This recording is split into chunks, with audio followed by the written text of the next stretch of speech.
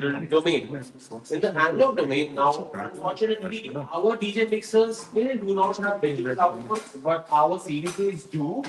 Okay, the CDJs use a digital output called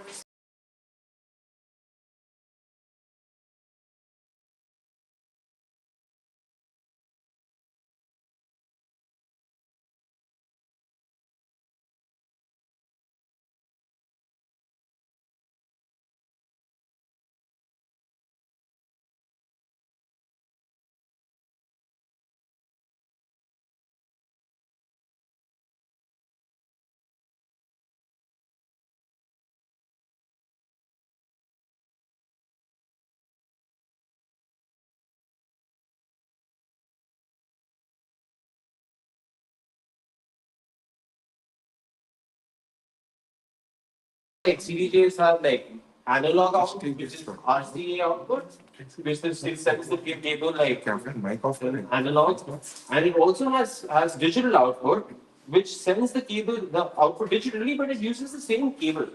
Just that from the digital, it's going in like digital, like in bits, zeros and ones, and analog is sending an analog audio signal. Then what happens in the mixer? Let's. I'm not going to get into the digital world too much because like it's a little complicated. But in the analog world, we send the CDJ output to RC cables left, right into the mixer. The signals come into a mixer, and in the mixer, we using our headphones, we mix two tracks, and then we send it out using a master send output. Now, in the mixer, we have these outputs called XLRs, which is this. Okay, these cables have like left positive, negative, and ground. And the reason why that happens is another big discussion, but basically to avoid any sort of noise. Now, you guys must have also seen like jack cables, jack to jack cables used commonly. Some of them have one tip, some of them have two tips. So the one single tip is called TS and the double tip is called TRS. The single tip one is prone to noise, right? The double tip one is same like this. So again, like this for the audio, we try to use TRS instead of TS because we want to avoid noise. Now, how noise can be induced? That is another sound engineering topic which I can discuss with you guys further maybe at bootcamp, or feel free to reach out to me later. Okay, let's move on. What have we covered till now? We've covered source, we've covered raw source, we've covered the next step, which is mastering, so that it can be played on any kind of sound system. We've covered how the music moves from the CDJs into the mixer. Then from the mixer, where does it go? Okay, let's say I'm giving you a real world scenario. I'm a DJ. Okay, I come into my console. I start playing. Music is coming out of the loudspeaker. But what's happening between here and there? Don't forget, there are like 1, 2, 3, 4 loudspeakers, sometimes 6, sometimes 10. So what is going on between my mixer, what's going on between Skip and these speakers? Taking different One by one. Come on. frequencies coming from different parts of the speaker. Okay. Okay. What about you? That's it. It's going through a DI and preamp and sending separate signals to. Okay. Okay. You were saying something? Okay. So this chain, there's no whiteboard, no? Yeah, there is. Okay. While Whiteboard, yeah. So what's happening here is basically conversion of energy, right? Conversion of analog signal to digital signal, conversion of energy from acoustic to electric, electric to acoustic. I mean, the loudspeaker is not sending you an electric signal. It's not going to give you a shock. It's sending you an acoustic signal. So how does sound work? Does anybody know? So this loudspeaker you see here, this cone, when there's bass, you see it like move, right? So it basically changes the air pressure in front of it. So let's say the air pressure goes like and reaches your ear. That is what you perceive as sound. Okay? So the larger the cone, the more the bass. layman's terms. So large cones can produce lower frequencies, or in other words, bass, and smaller cones can produce higher frequencies, or in other words, yeah. So now we are this. What's coming out of there is not electric. What's coming out of there is electricity, right? But there's a whole process between that to this is conversion of electric to acoustic, right? Which means those devices that convert the energy from electric to acoustic should be fucking good. Because if they are not good, it's going to sound bad, right? So that brings us to the next question. What are these devices? Right. So, does anybody know why there's like 2 speakers and 2 speakers? I just give you the answer like 2 minutes back. No. Subs and highs. Yes, because the bigger the cone, the lower the frequency. Sorry, I'll go to layman. The more bass it can give out. The smaller the cone, the less bass and more highs it can give out. Bass frequencies travel far and large. That's why if we have like a mela going on during Durga Puja, you will hear the bass from far away because it's like it travels really fast. But you will not be able to hear the highs because the high frequencies don't have much power. They're like mice. These are like lions. They can like run, they can roar. These mice, they don't stand a chance in the world. Okay, they blow off really fast. You give some power into them, like they're dead. So, again, there is a machine which helps distribute. No, okay, I'm sorry. I think I'm going too fast. I'm going to slow it down a bit. I'm going too fast. What is playing out of there has the whole track. It's not separated into like what's for this and what's for this and what's for this. So there needs to be something between this and this that separates it, right? That piece of equipment is called a crossover. And as the word suggests, a crossover is a piece of gear that helps the frequencies of bands or lows, mids, and highs cross into one another. Sure. So let's say I have a piece of kit Sure. and I get the track from the DJ mixer, and that piece of kit reads the track and it's like, okay, I will take the bass from the track and send it to this. I will take the highs, the mids from the track and send it to this. And I will take the Speaker ऊपर from the track and send it to this. Speaker ऊपर था white board down. So that's the first piece of gear that comes in the chain between the DJ mixer and the loudspeaker. Okay. It's fine. Now, the next, okay, and then, so it's mixer to crossover. What comes after that? Okay, so We fetch from these. tell me, say. Is it that from the lyrics? No, good answer. Good answer. But I will get to that. Anyone else? Okay. What, like this speaker, okay, on its own cannot accept a line level audio signal. You know why? Does anybody know why?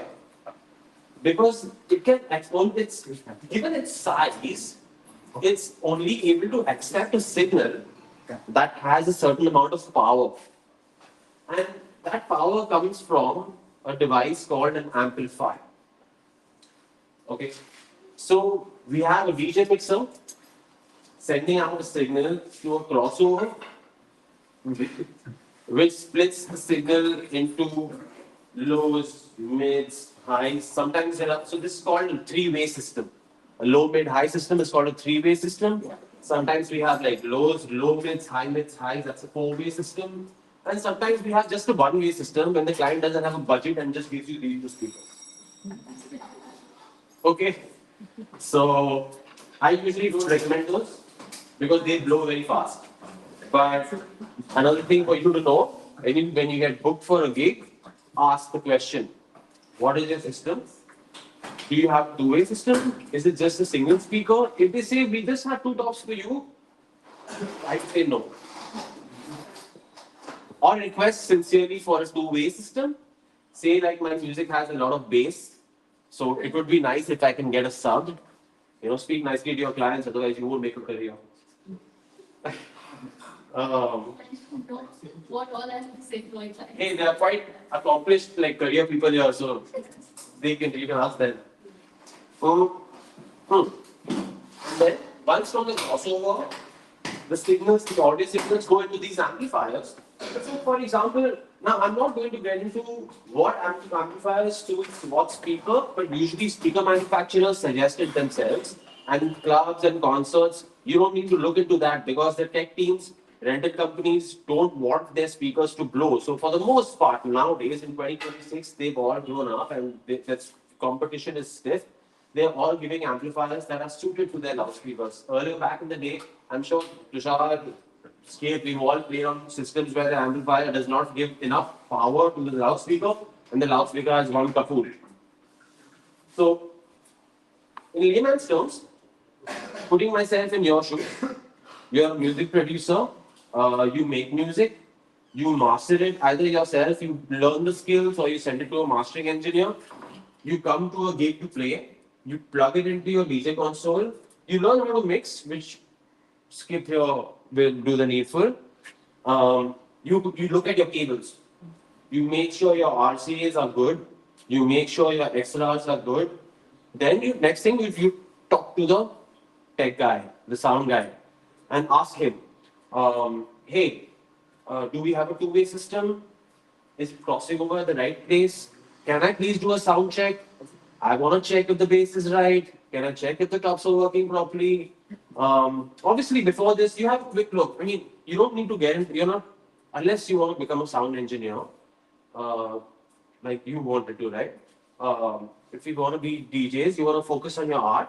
You don't need to look into, you don't need to trace cables and see, is that cable fine? Is this cable fine? Is that cable fine? Just sort of ask the rental company guy, please ensure that your cables are fine. The best way to do this is put it in your tech riders. We will come to tech riders. We discuss tech riders in detail in bootcamp. I share with the bootcamp students DJ Tiesto's tech rider, Martin Garris's tech rider, Armin Burin's tech rider. I've built Skip's tech rider, have I?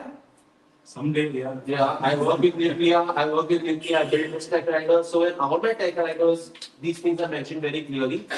Please ensure cables are of the best quality possible. Please ensure that my systems are configured properly. Please ensure I have a four-way system of such and such brand.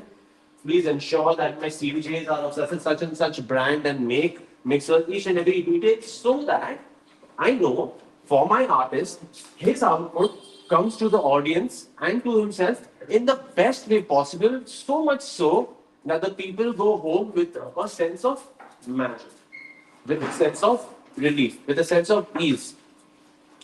So that being said, we've gone from mixer, good cables to the crossover, good cables to the amplifiers, good cables to the loudspeakers. Now, there are different kinds of loudspeakers. We have point source speakers, which is like this. These are suited for smaller rooms like this. However, when there are large arenas with 1,000 to 2,000 people, we use line array systems as sound engineers. Now, I talk more about that at Bootcamp Goa. So, if you want to know more about 2,000 person systems versus 50 people systems, I go into great detail in Bootcamp Goa. So, please join if you want to know more about that. But for now, the next step is the delivery. Now, when I'm going to talk about, I'm going to end my session in 5 minutes, but I'm going to close by talking about the Haas effect and ear fatigue. Okay. Does anybody know what is ear fatigue? Okay. Do you want to tell us about ear fatigue? I mean, as a dancer, I've just felt very enraged and I couldn't, I guess, be in the space for too long. Okay, good answer. Anybody else? Yeah, I can mix engineer. Oh, yeah. Yeah. So, ear fatigue is real, okay? And it's one of the most underlooked aspects of audio. It's like, mobile screen, we spend so much time on it, but after 5-6 hours, what happens to our eyes? We're like, yes, it's too much, right? And we spend a lot of time, even I do on Instagram, like after some time, middle of the night, I'm like, hope to join, and I'm doing something, and I bought too much now, like, my eyes are hurting. In the morning, my eyes are still hurting. But we don't realize that it happens to our ears also. Okay? 120 dB SPL in terms of audio. Now, I talk about more detail about audio levels. That's okay. It sounds like level, but I talk about more detail about decibels in Bootcamp Goa. This is the shorter session. So if you want to know more about decibels, contact me, DM me. I'm happy to do a session with you on audio engineering, or please join Bootcamp Goa. We cover all of this in detail. That's okay. 120 dB SPL is called the threshold of pain. Okay, at 120 dB, our ears start to kind of hurt. India, nobody gives a shit. Nobody gives a shit. Frequent DJ, semi-frequent DJ, nobody gives a shit. But there are ways to work around this, So now let's come to the Haas effect. So the human hearing response is tailored, our ears are tailored in such a way that at low volume, we hear mids more, such as like the riffs of an electric guitar, or like female vocals, or like the sound of a train. There's a certain range of frequencies there. At low levels, these are more prominent to us. But as we climb levels, I mean, turn more volume, the entire audio spectrum becomes more audible to us. Like if he plays a track at a soft level, with a vocal track, you hear the vocals clearly. But if he plays it louder, the vocals are still clear. However, the bass and the highs, they all become clear. That's just the way how our human ears work. And the Haas effect is also something I cover in great detail at Bootcamp Goa. So you know what? So that leaves me with a trick. Let's say music festivals are growing in India, right? Concerts are growing. And what's the duration of a club gig versus a concert in time duration? Can anybody tell me? Okay, club gig. How long? 4 hours. Concert? Single band concert? Single band concert? It's not single band, opening acts. Four artists, 3-4 artists. 7-8 hours? Festival? Yeah. So, I can go to a club and take 120 dB SPL, 3 hours, it's okay. Alpha makes it fine. I'm enjoying myself. But if I go to a festival and I'm exposed to that same level of audio, I mean, given the whole chain is fine. Everything is great. Talk to your gear, talk to your system, talk to your cables, but very loud. Everything is great. I'm going to a festival. I want to dance for 8 hours. I want to have a great time for 8 hours. After some time, ear fatigue. Okay? Haas effect, ear fatigue is going to come together. So, the trick here as a sound engineer, what we do, when I mix my artist plays 2 hours. Okay? After 45 minutes, I start to reduce the mids. Right? Because what hits the ears the most, the 5Ps, the chinchos, they hit the ear the most, right? Feedbacks, that hits bass, we love it. Give me more bass, let me fly. So my job as an audio engineer, I start taming the mids after 45 minutes, after 1 hour. If I'm doing an 8-hour, 10-hour festival, then it's important for me to know people have been exposed. Let's say I have the slot at the 10th hour. I know people have been here for the last 9 hours. Their ears are probably like they're not enjoying themselves, and it's evident, I can see it. So I make sure that my mids are tamed so that the people are having a good experience. So that brings me to my last point. As DJs, as performers, let's say you've got a closing slot at a club. Okay, it's already been on 3 hours, loud music, pumping music. You got to keep your fatigue in mind, right? Okay, you're playing great music. You have a great source, you have great tracks, you have great audio system. But then if you're going to continue to play loud, people are tired. Now, as much as they enjoy your music, subconsciously, their ears are tired, they're going to start moving away. Okay, I've seen it being a behind the scenes guy. It happens, it's happened to me, it's happened to my friends, it's happening to people around me. So, after you plug in, you check your cables, you talk to your tech guy, you ask him, are you keeping levels? How's your gear? All good. You see the people, you have the fourth slot, tame your levels, tame your mids. Tell the audio engineer on site. Usually there is one. Usually there is someone can help you. If there is not, work on your DJ mixer. Use the mids and play around with it a little bit so that people's ears don't get damaged. Because we are here for a purpose, which is delivery of art. Right? We're here to deliver art. Now, if art is not delivered well, the impact on the listener is not magical. And if it's not magical, our purpose is not served. And if our purpose is not served, we feel discouraged. And if we feel discouraged, we won't have long-lasting careers. Okay? So these are the few points I wanted to cover today. Good source, good cables. Look at your cables when you start to perform. Make sure your source is good. Get it mastered well. Your cables should be good for performance. Check your systems, 2-way, 3-way, 1-way. Speak to the tech guys properly, ask them, let them know that you know your shit so they don't mess around with you. And then keep ear fatigue in mind, see which slot you're playing, don't drive it too loud, don't make ear fatigue happen, your art is going to go to waste. And all of this together can give you a good experience for yourself and for the listener and give you a very long lasting career. We talk about all of this in great depth, in detail, along with Ankur, along with Skip, myself, Anish, Shomajit at Bootcamp Goa. If you guys want to register for it, join it. Like, I'll be leaving soon, but Skip is here. And thank you for listening to me. And all the best.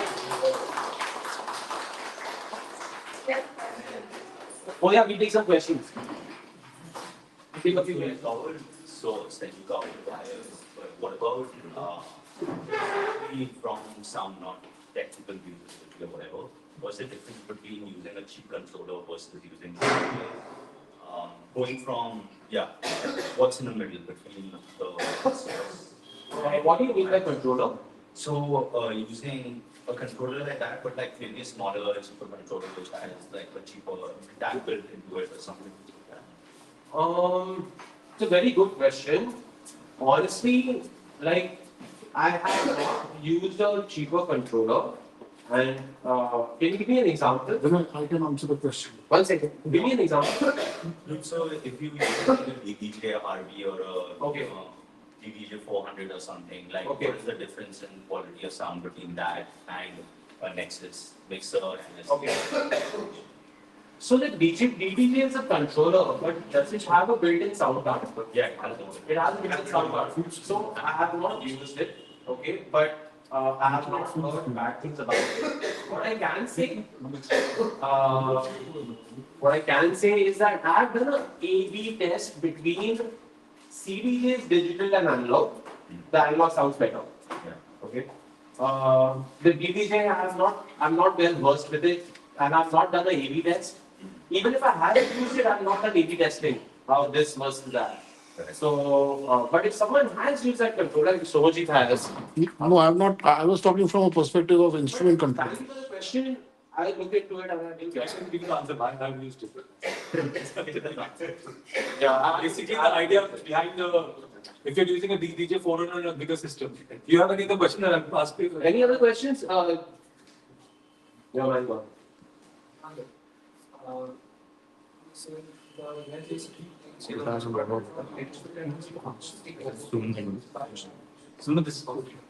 Yeah, so this is not giving electricity, right? This is the energy that this loudspeaker gives out is acoustic energy.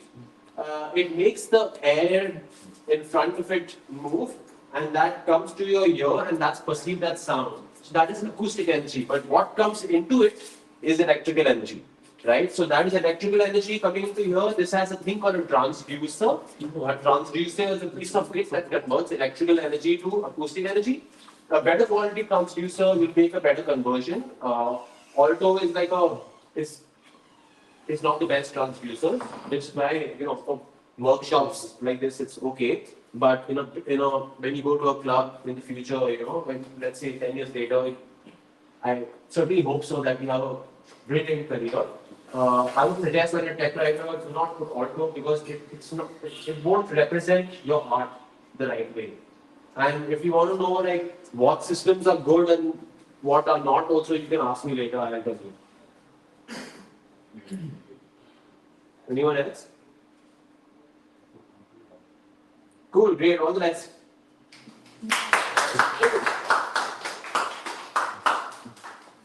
First of all, thank you to Vinay for coming last moment and being here for us.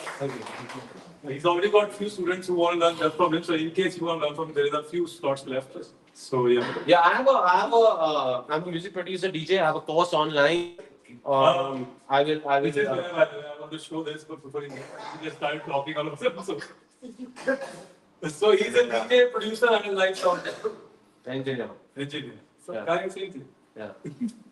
So yeah, you want to talk about your course? Yeah, I have my artist alias is Buckle Guns. I'm producing psychedelic trance since 15 years. I have toured the world. I have 2 albums, 3 EPs, multiple singles. If you guys are interested in learning more about psychedelic trance or just electronic music and my workflow, then please hit me up. I have a course online. It's okay if you don't want to know about it. It's absolutely fine. I have a course online. You can purchase it online. Actually, Bootcamp is inviting me to do one-on-one sessions. So that's, An I just want to be modest and say that it's going to be quite informative and a good learning experience. So if you guys are interested to learn from me about live sound or about music production and DJing, please write to me, Bubbleguns Vinay on Instagram or Bootcamp Goa. Follow me, Bubbleguns Vinay. It's quite simple. And you can take my number from Skip. Alright. I'll give you his Instagram ID. We'll share numbers. Okay, so first to answer Tushar's question, if you are using something like a DDJ 400, FLX4, RB, DDJ RB, these are all small scale controllers. They're meant for bedroom DJs. Okay, just think of it like this. They are really small sound cards. First of all, they don't have anything that you use which does not have, say, XLR outs. XLR outs are these big things. I must have showed you what that. So avoid using something that does not have these. First reason is obviously this is balanced out because he has already talked about that. Second thing is if you are using something which is USB bus powered, in case there are more chances of it getting conked off in between your sets or the chances of sound getting blown up or in a bigger stage, smaller setup like this, still okay. But bigger stages, audio quality can be managed. But if you are using something which is real small, just 2 RCA outs, first of all, you don't get enough outputs to use a booth monitor. So booth monitor is something that we use because if it's big sound, we get slapbacks. So we don't want that. So we have separate outs. So these controllers don't give us that. So always opt for professional consoles. They can be professional controllers also, like this is a controller. But this can be totally used in a gig, which is, actually I've used this in a big gig. No problems at all because it has professional outs, you can call it. It has booth outs. It has everything that we need to DJ properly. Bedroom consoles are not meant for stages, so just be aware what is what. Something that has got just an RCA out, that is meant for your bedroom, not for stage. I mean, you can do it. The reason why they are meant for bedroom is because they're going to give you a feel of what a console looks like. You can do your practices at home because they look like the CDJs, the mixer, the layout is exactly the same of what you get in the club. So, and the coolest part is the same setup can be applied with just one cable to any DJ console that is there out there. So just understand your gear and you should be able to basically replicate the exact same bedroom setup in the club with the things that are provided to you. So best not to use small controllers, which are basically something that has got just 2 out. And most important thing to look out for is the power input. So if it does not have the external power in, that means the moment any wire gets plugged in, the speaker will go boom. So you have to be a little careful. Don't use something that is powered by your laptop on stage. Because there can be anything. Yeah, I've played the biggest festivals in the country, and 2 times, like year after year. So basically, first year when I was playing for Supersonic main stage, all the people in front, but it was a little sunny, so because these mats are metal body, so it got heated up and got shut in like 5 minutes of the exam. So the good thing was the MC who was there. I had made a track with him, so he was very friendly. He was like, "Don't worry, I'll do the job for 5 minutes, taking over." I restarted the laptop. It was not coming on only because of the sun. So because it was too hot, we put a fan there and then started working. Next year, I switched to a Windows laptop, plastic body. It will not fuck up definitely because you cannot heat up. But my manager, because I was doing an AV set, same huge stage. Like this time there were, because I had even prime slot, like I had like some 6 o'clock sunset slot. So it was just packed like some 30, 40, 50,000, how many thousand people. He just plugged in this HDMI. And again, just because of this whole, over here our protocols are very weird.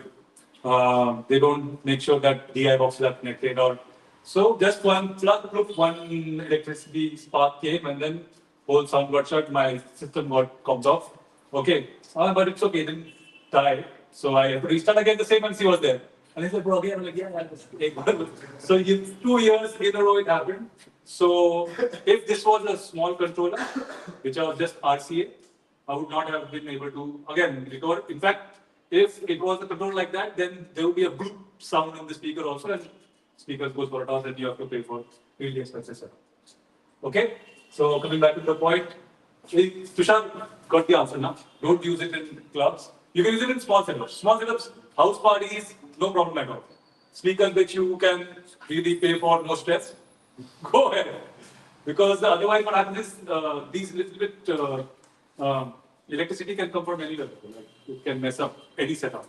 So something which has got power, best. And best to use cables like he said. I think Videndra mentioned there are balanced and unbalanced cables. Piche dikha hota hai. Just see, use balanced cables. Best because it sort of cancels out any other thing issue. Okay? So we are here for this thing called the Open Labs. I was about to do introduction, but then we just started. So Open Labs is basically a small tour that we're doing in the whole country. We have been, Calcutta actually is the last stop. We have done Delhi, Dehradun, Bombay, Karjat, Chennai, Bangalore, Siliguri, and Calcutta is the last one. I think the last one is Goa, but yeah, officially Calcutta is the last one. And here what we are doing is we are showcasing you what you can do with just say a DJ mixer, and how can you, if you are already a DJ, how can you elevate your style by adding something which is external. We're going to give you a brief idea of what modular synthesis is, basically a brief idea of what synthesis is, and using of something called the sampler. Sampler is basically something that does not have sounds of its own. So, just fun stuff. Let me just do a bit of sound check in this working on that.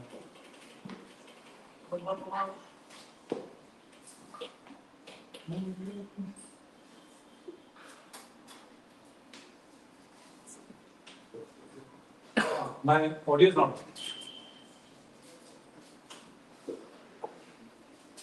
One second.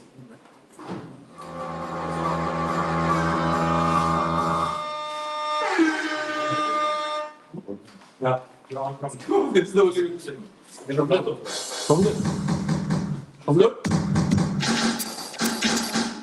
yeah. So, first thing I want to talk about. Yeah, I want to.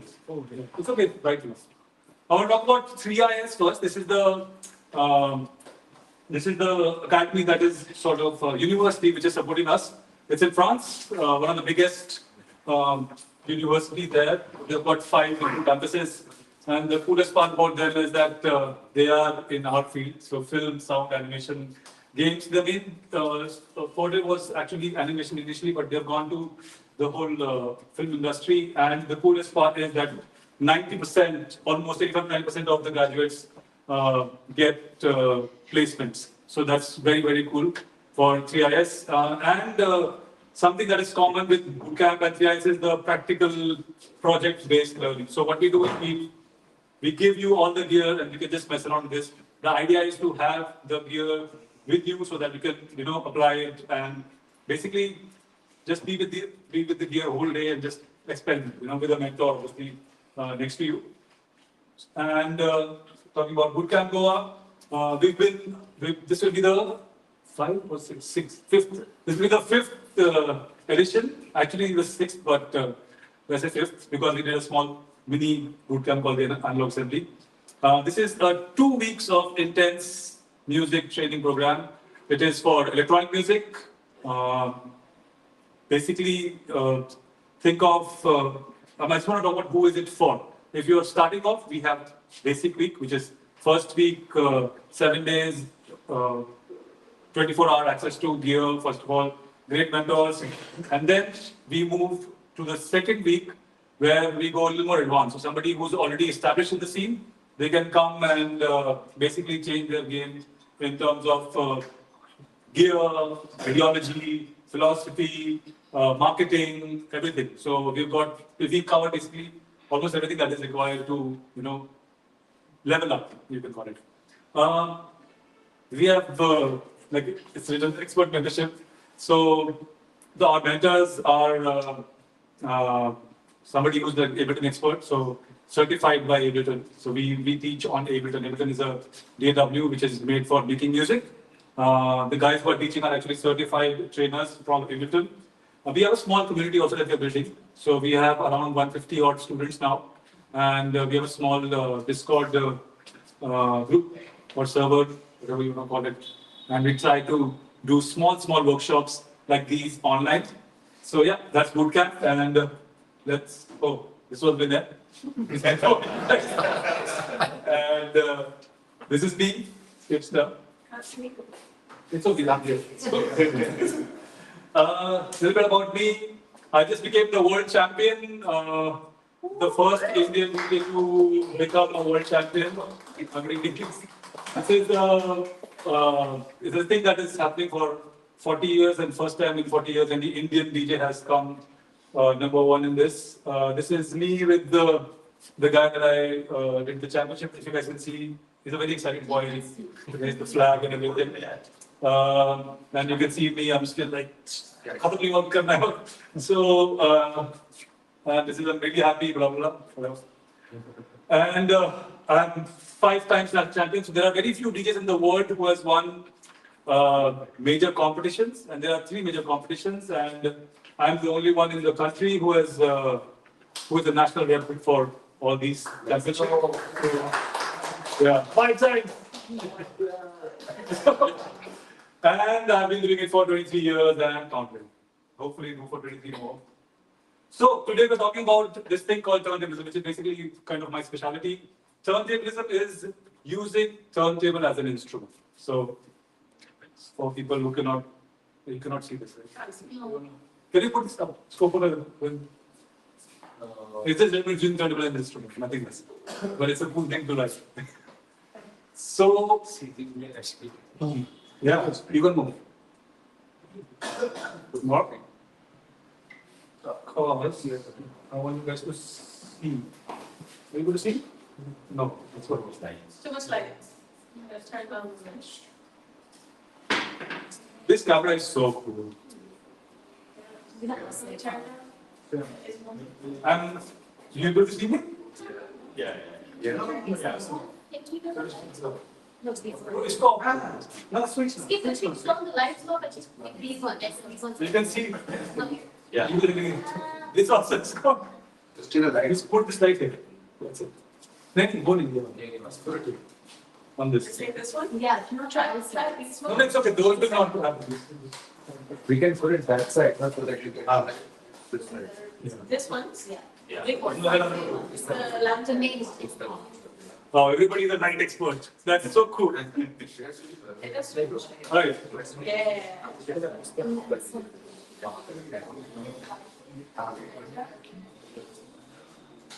Yeah.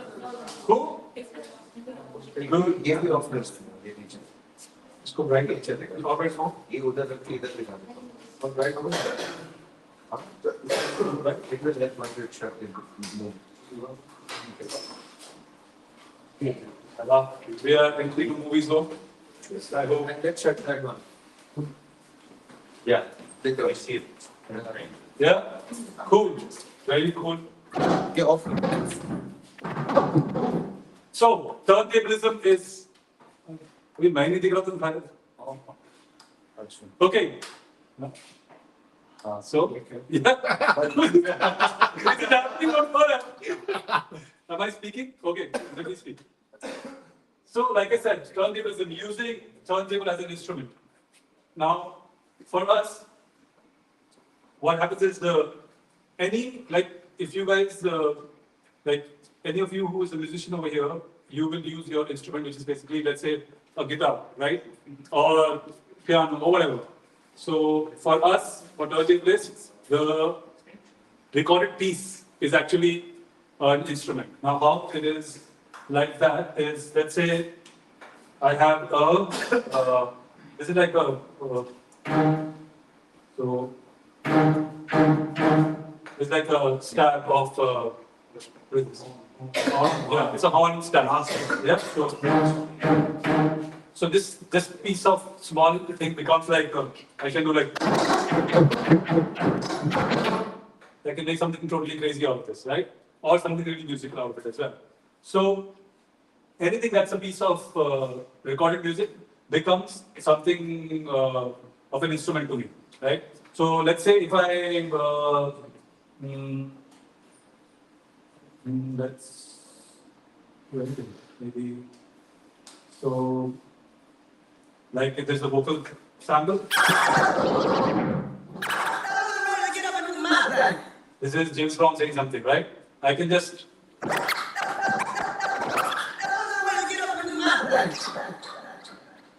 So this is.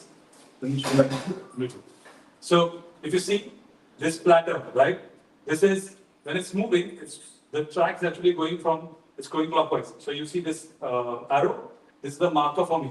So for me, I always follow this marker. So I know when the sample starts, it'll start at 12, right? So.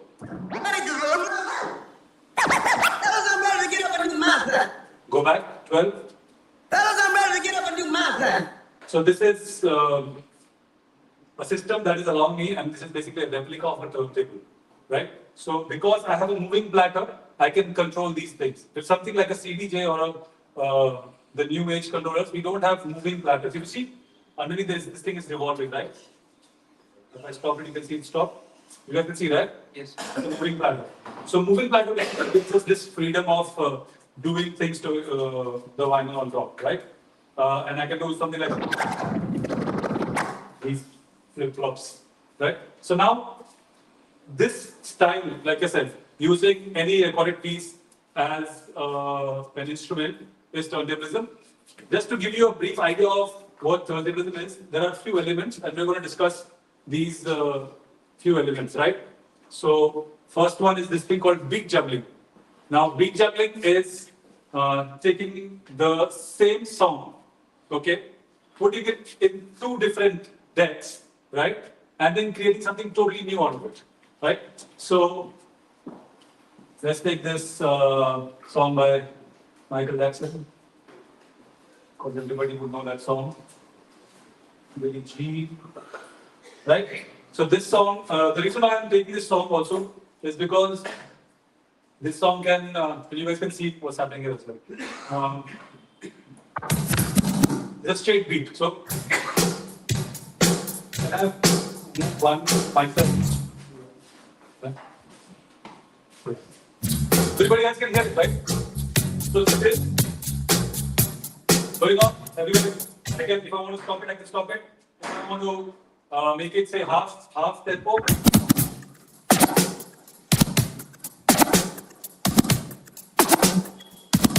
Or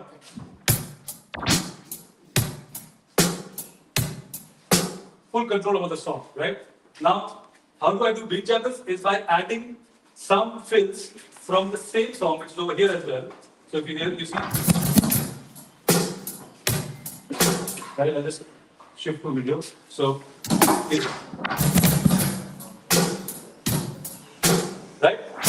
Now I'm going to combine both of them together and let me try to do something. So.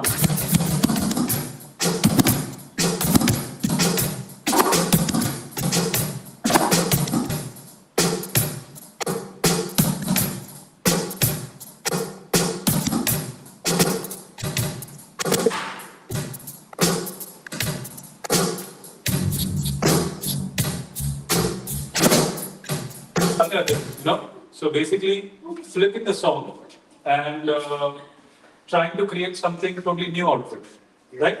Now, there is another term. So this is beat juggling, and I can, because now we have these, you know, colored buttons. There are actually different spots in the song. So this is the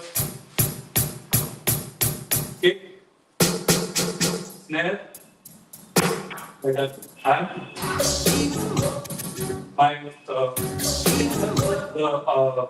verse, right? So now what I'll do, I'll not use these, and because I have the freedom of using these, so I'll do this instead of beat juggle, I'll do this thing called the cue point juggle. So.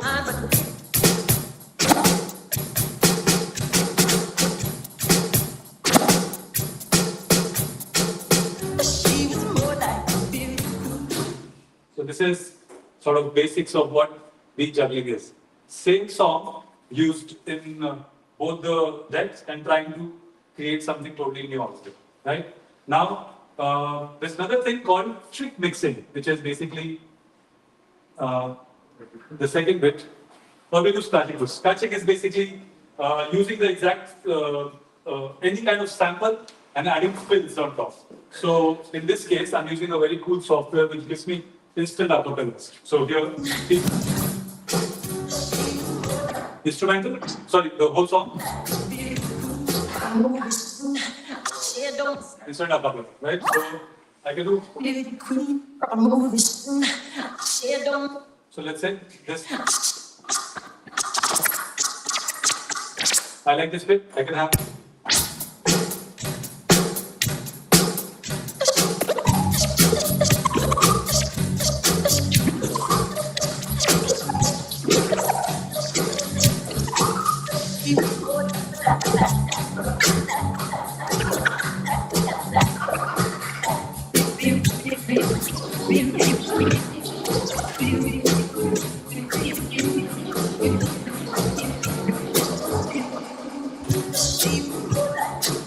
Something like this. So that's what scratching is. Adding fillers to the song. The idea is not to scratch too much over the vocals. That's what some people just started doing. They just do it on everything. Our idea is more to use it as a filler or like a small piece which you are using to add interesting parts to a song. It can be the most common scratch sound actually is this song we call Ah. And that sounds like this. It's something that all of us, if you think about scratch, this is what you hear. And it sounds like this. And the reason it's a long sample, so you can do a lot with scratching. Now, how do we do scratching? Is basically this is called a BB scratch. You just do forward, backwards. This hand is actually your tone, so you can go really fast and go really high in pitch. So high in pitch, low in pitch. Okay, so and this hand is actually a gate which is cutting it. So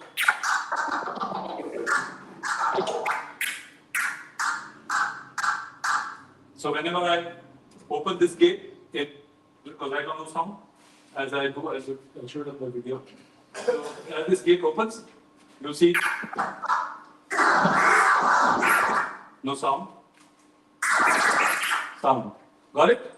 So that's what scratching is basically. This hand is doing the rhythms, so and this hand is doing the pitch. So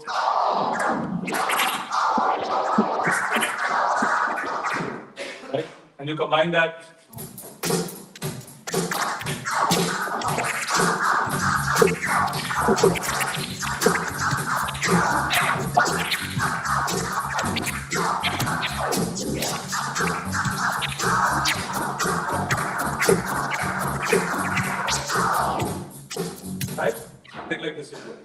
So, I have a question here. Like, say, if you're switching between the channels, like, how are both of them happening? Because only one is, this is, it's called the sharp turn. So the moment I go left, little bit, okay, so it's totally changed. yeah. So it's not a smooth cut, it's a sharp cut. So this is a basic idea of what scratching is and beat juggling is. I'm going to show you how a routine looks like. Okay, this is how I will make when you sort of create something for World Championships. We do like a piece, right? So this is what a turntablist routine would sound like. I'm going to show you a small piece. Okay, so small piece would be, this is the thing that got me number 3 place in the world in 2013. So, this is my version of this song called Can't Stop by Red Hot Chili Peppers. So, it's all like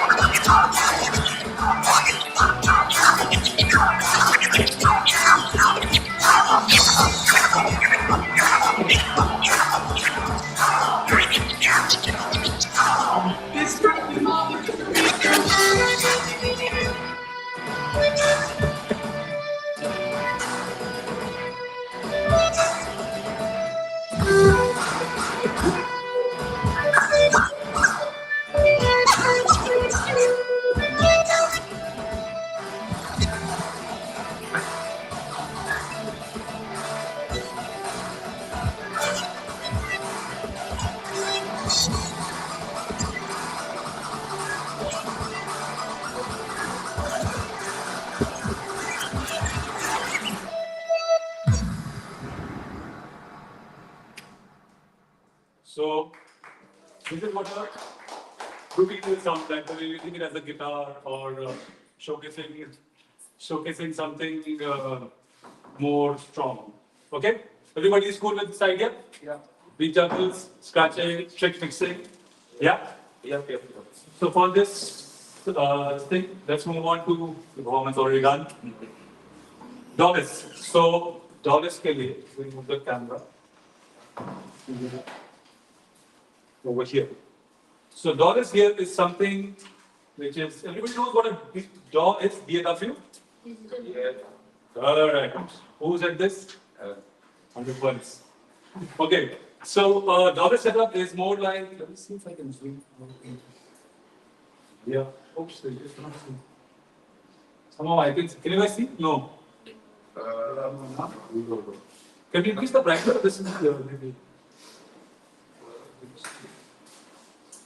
Or we'll put light on this. So this light is not good. So like we have the camera. On this. Can you guys see now? Yep. Yeah. Perfect. So this guy, I'll just sit for this. So DAWless is basically using something like this. This guy, can you guys see this? So this is a sampler. Okay, for me, DAWless is this is the unit which is called Digitag 2. It's a sampler by this company called Electronica, and what this is doing is it's basically sending signals to these machines to work around, right? So just to give you an explanation of the gear, I'll just do this. The first one is called the Digitag 2. This is a sampler. It does not have sounds of its own. we are putting sounds in this. So let's say if I create a new project really fast, the default project comes with few sounds. Think of it like this. And I'm just going to go with whatever is like the initial project. So we have a kick. Because Sorry. Don't get angry. Kick. There. From clamp. We have these 16 samples, right? But what I'm going to do, what's cool about this sampler is it's also a sequencer, right? So this can send messages that can control these things, right? What these things are, let's talk about that. So sampler, the sequencer, and then we have this thing called the DFAM. So DFAM is basically a semi-modular drum synth. Now what a drum synth is, basically it's a synth only, but it's just made to make drums. So it has a little extreme sort of oscillators which can go really, really extreme rates. So what you guys know what an oscillator is? Yeah, cool. So let's go ahead. No. Oscillator is basically, think of it as the fundamental source for any sound. So oscillator is something that creates or cycles that sound. It creates it oscillates. Basically, there's a fundamental frequency, and it's basically looping that wave. And you can create like changes in the waves, like No, that's not that is not the oscillator's job. Oscillator's job is to create frequencies. just general frequencies. Yeah. In basic terms, oscillator is generating frequencies. Oscillates. Simple. Oscillates. If you make it really simple, that's the easiest way to understand. So, frequency that is in this case, and we have multiple fundamental frequencies. Okay. So something that is closest to nature is a sine wave, which is we call it a pure tone. It has it's like S basically. So it sounds something like, but in this synth we have a triangle wave, which is sort of similar. Let's see if I can give you some audio. Yeah. So this is a sine wave, which is at a very low. Here. It's very low frequency. And now I'm thinking. I go high. And I can go on.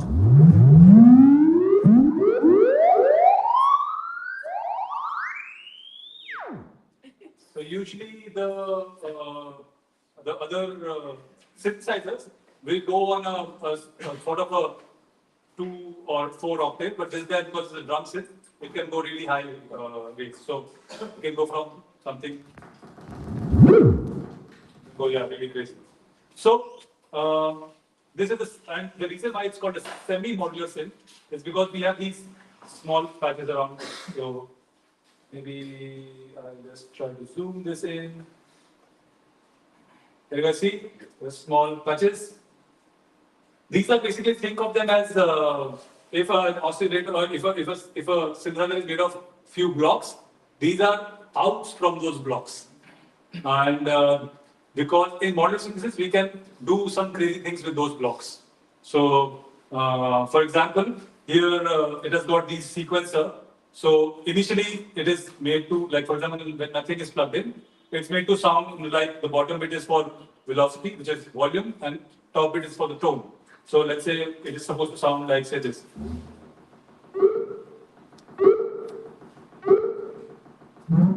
And I can make it something like that.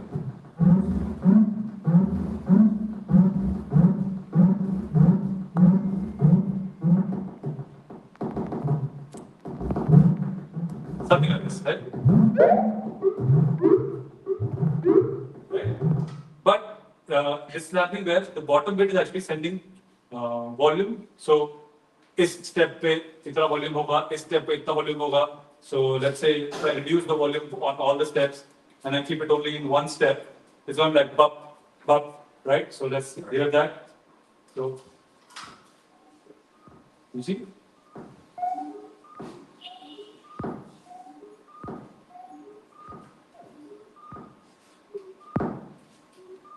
You hear that? And now if I want to add more steps, I do. I put a thing here. Maybe another one.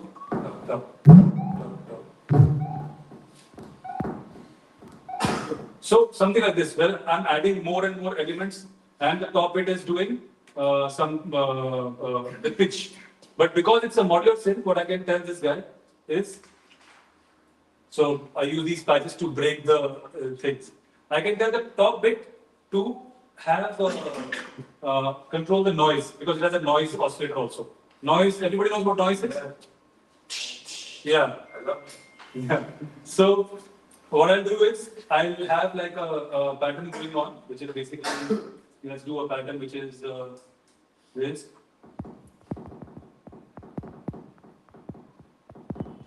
The baby instrument. No, I'm not. So let's do.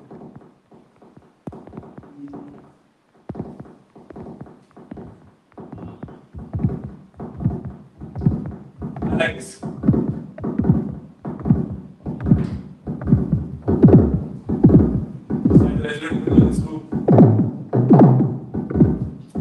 Right?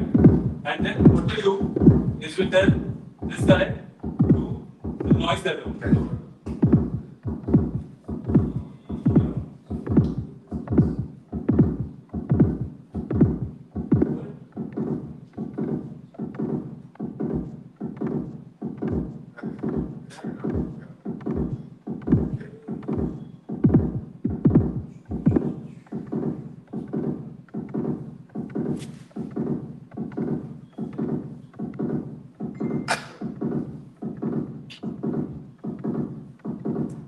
Yeah. So now the top bit is going to be the noise per lead.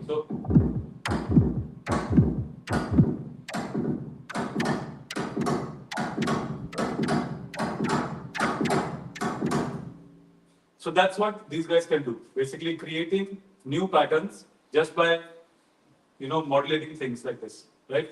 And because this is like a synth that is sending more signals, I can actually take one of the triggers, which is basically this clock edge guy, and tell to make this guy, the guy at the bottom also start saying something. So that's the beauty of modular synthesis. I have another modular synth here, and there's something called a gate. So a gate is basically, it's like when you open the gate, there is sound. When you close the gate, there is no sound. So a trigger is something that is basically like a message, flip, flip, flip, like that, right? And this is basically opening the gate or closing the gate. So I'm just telling this, whenever you hear you open the gate, and whenever you don't hear it, you close the gate. So that's happening, and these guys are talking in that signal. So something like, I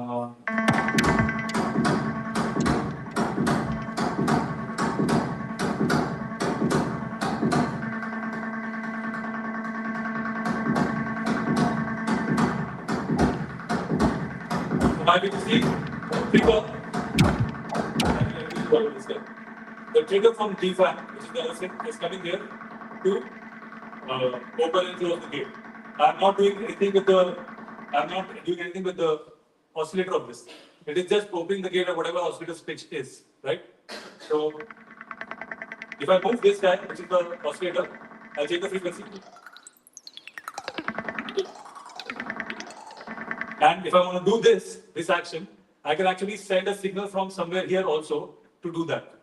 So that's the beauty of modular synthesis, where anything can go anywhere and you can just do some crazy feedback.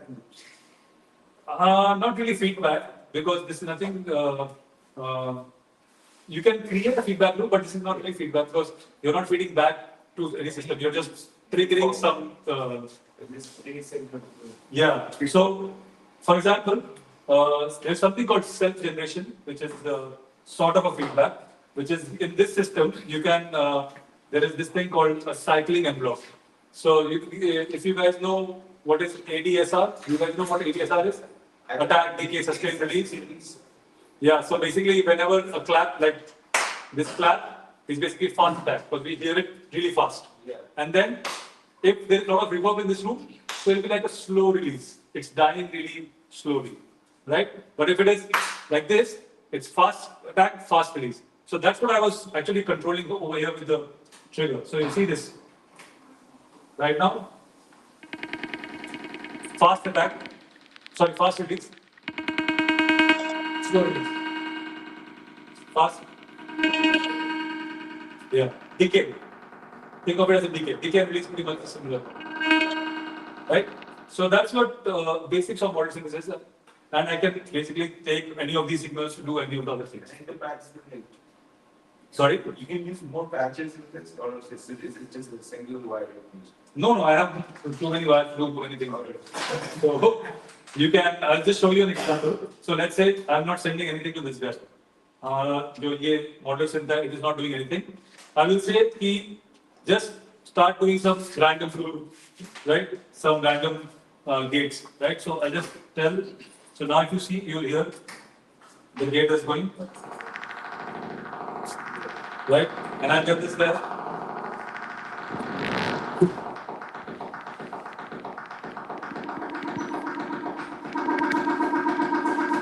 Can you hear? There's a pop, pop, pop, pop. So that's slow attack. Fast attack.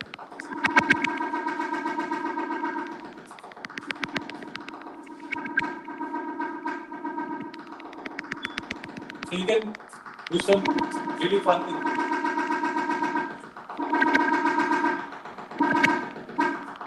Let's say I want to do this, do this. What I can do is take another patch cable and tell the maybe do it at certain beat. So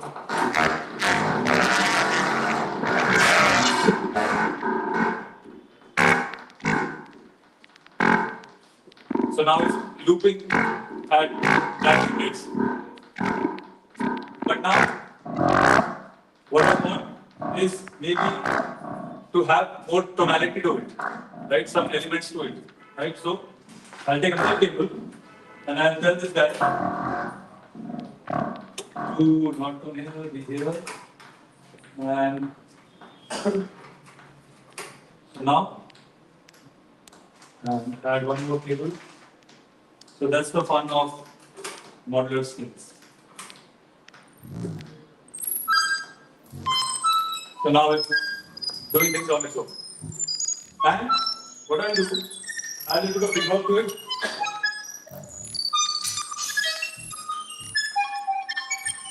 Now I have some kind of modular stuff in mind.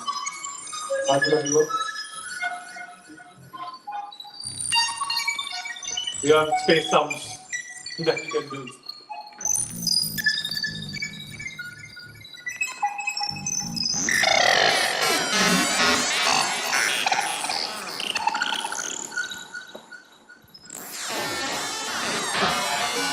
All this is happening within this system itself. If I don't want this, now the moment I take it out, everything goes for a toss. So now I cannot recreate the same thing. Yeah. Even if I do the same patch, it's not going to sound the same. Can you use the sampler for like recording that? Yes, that's the use of a sampler. No. Yeah. Okay, but now because it's a very cool sampler, I can do the interesting feedback part of it. yeah, you can do that, correct. So you can do something called granular synthesis with this, but you don't want to touch that. I just want to give you a brief idea of what these things can do, right? So because this sampler can send signals, now I can, whatever piece I'm making here, I can actually add these things to it. So that's the coolest part. So for example, the moment I press this, I can tell this guy, "Here, ye, mere ko, let's play something on this, right?" So I've already decided the channels that I want to get this guy into. So this guy is into channel 8, this guy is in channel 16. If you guys want one tip that I can give you is always make sure that your channels are exactly the same because muscle memory, right? So what I do is I go extreme right. Top bit is always the D fan because center bit is upper is D fan. Bottom is this guy. Is the other way around for me, but yeah. And so now whenever I do this, it's going to trigger D fan via this, and this is going to trigger this guy. Can you see? There's a light. It's lighting up. So if I increase the volume, whatever I do here will be triggered there. So, and the coolest part is there's a thing called clock, which is 1, 2, 3, 4, 5, 6, 7, 8. I can actually send this guy a clock, and then that clock can also be act as a signal. So that's the beauty of modular synthesis, because a clock out can also become like a gate out. So a clock and that, do you remember that those click loops that were happening? I can actually control them in the right point. So that's the beauty of modular synthesis now. It's too cool. And it's like a rabbit hole, you just go into it and then things just keep changing.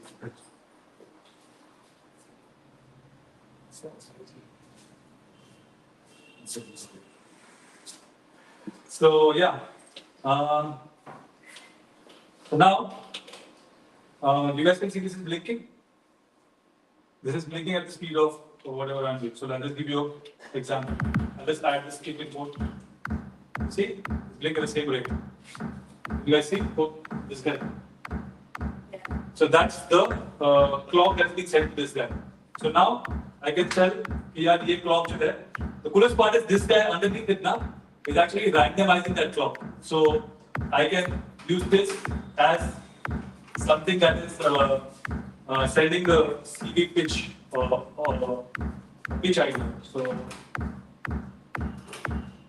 can alright, let's make it easy for now.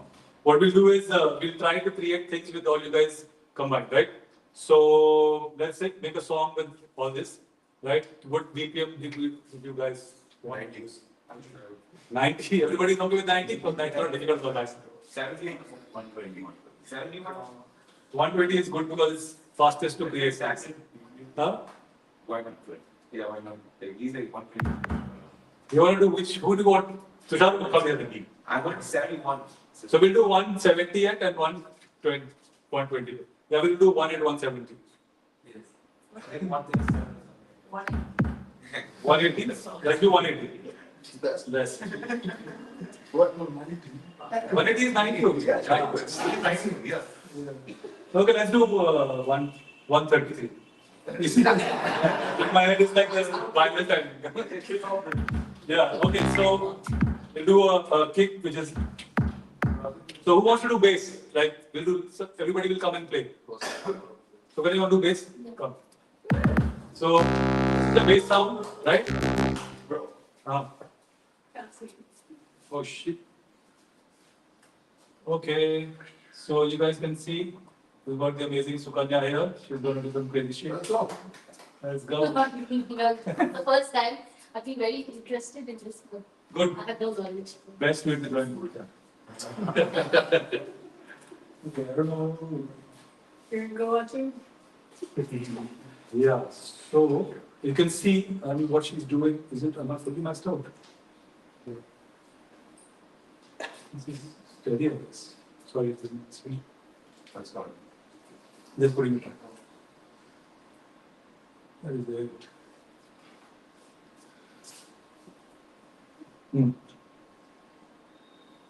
Yep. Yeah, this is a little problem. Right, so if you see this, we have a bass sound. Once again, this is not from the synth, this is a sampler, so it is sampling this bass sound, right? What I can do, coolest thing is that I can put it in scale mode. So what scale do you like? See. C. Look at the basic over there. Major, minor. G sharp minor. You do G sharp minor? G sharp minor. कुछ नहीं करना उसमें play करना है बस. The coolest part is I don't know how to play and you can play totally on this. So let's do G sharp, pentatonic minor. Okay, we'll take only 5 notes. Right, and then if you see, this is showing me all the notes that are part of that scale. It's got stop. Can you guys see here what else happened? Look at that. Yeah, I can see. With some reasons. I don't know why it's getting stuck. Sorry.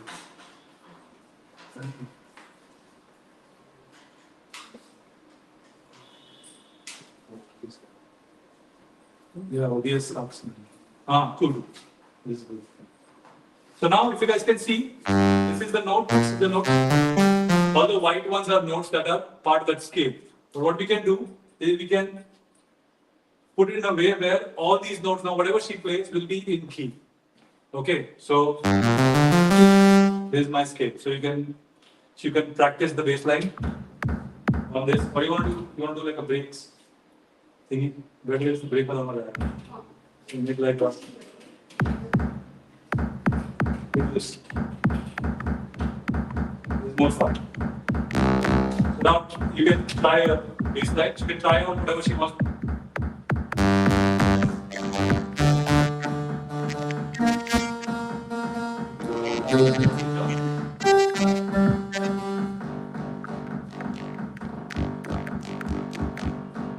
So the blue note is the root note.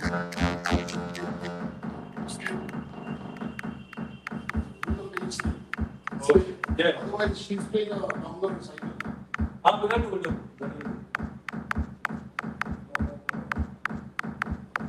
you can practice.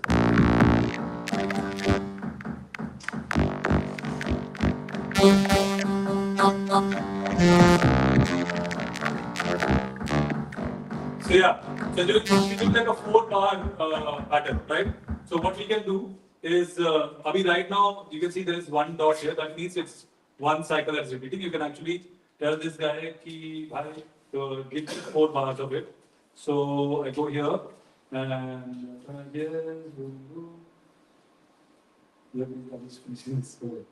okay. So now I can tell this 4 bars, right? So now if you see.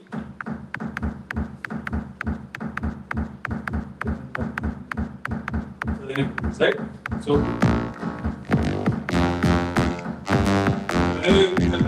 okay. Yeah.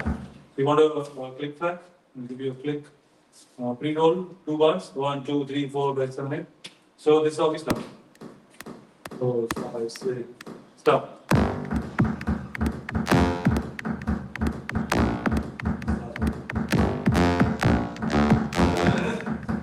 You want it again? So this happens and then you can do that. No, I'm creating a sequence. So right now, think of it as a sequence that I'm doing, okay? So, 2, 3, 2, 3, 4, 8, stop.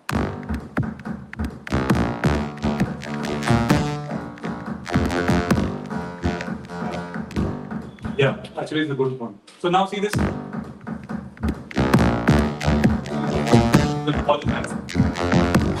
Now, if you see, if she has messed up anywhere, I can actually go into the sequence and fix it, or I can just do this thing called the quantize. So now,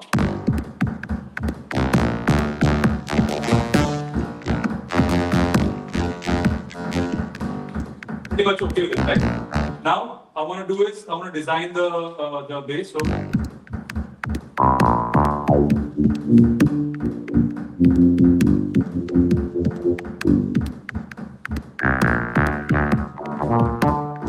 Maybe I'm making like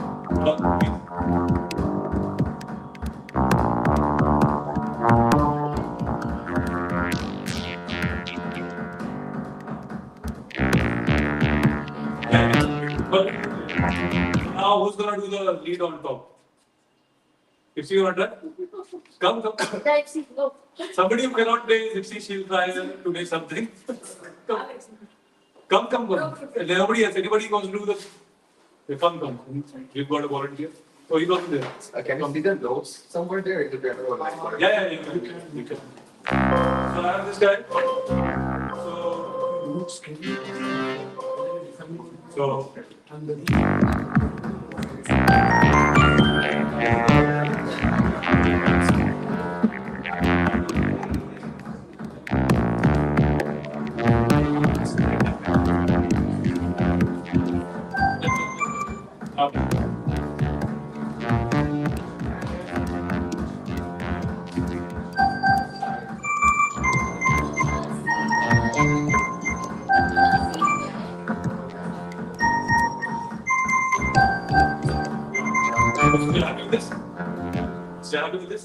So what we'll do is we'll record, okay? And you also want the 4-bar? Yeah. So now we're gonna do 4-bar 50 for this also. Yes. 2, 3, 4, 5, 6. Start.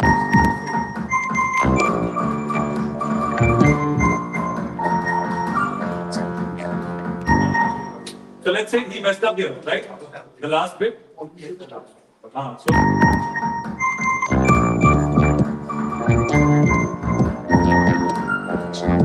this was wrong, you think? So what I can do, I can either fix it over here with the scale that I want to fix it. Okay, the scale I'm going to note down. Or move it with, say, like how we do copy and paste. You can actually copy paste with this. That's the coolest part about this. So this is 1 minute.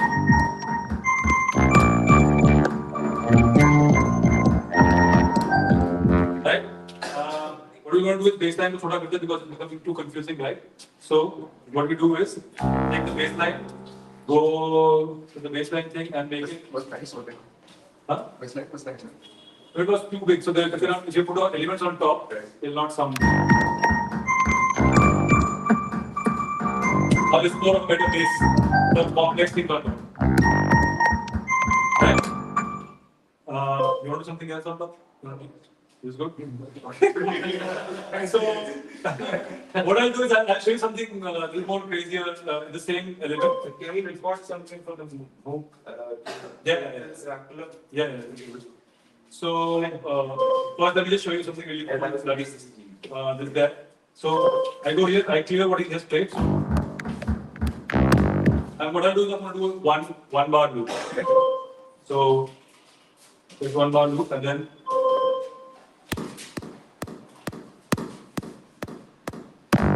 right, and I'm going to just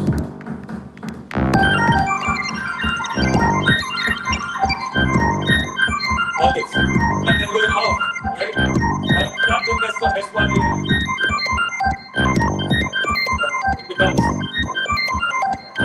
Now what I'm going to do is I'm going to, because I like randomness, I'm going to make sure that, because right now it's all 16 notes.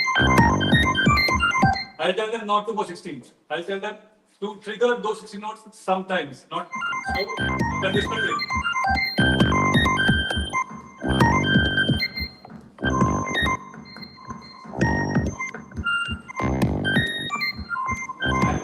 What I'll do is I'll probably play with the effects, right? So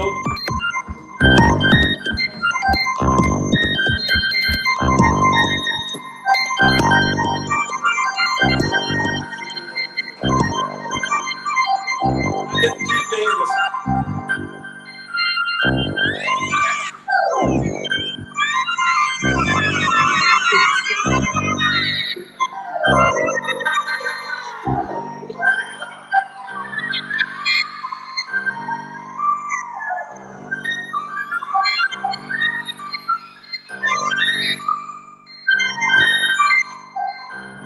And we go.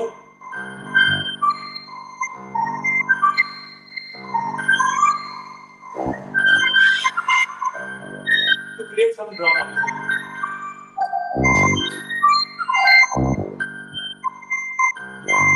And then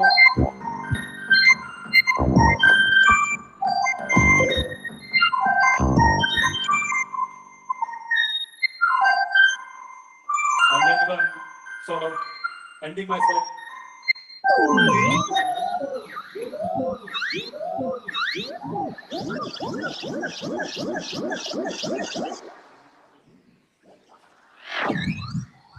I can keep doing however long.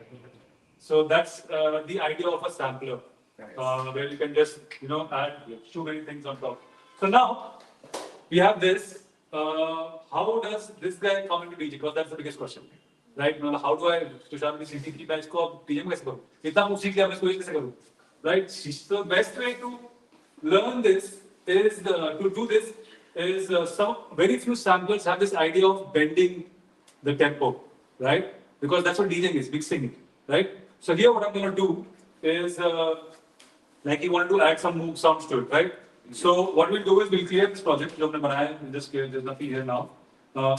But what we have is the singer is still going, right? So let's say if I play, I'll play a disco track here. So let's say this guy is a good track to play. So.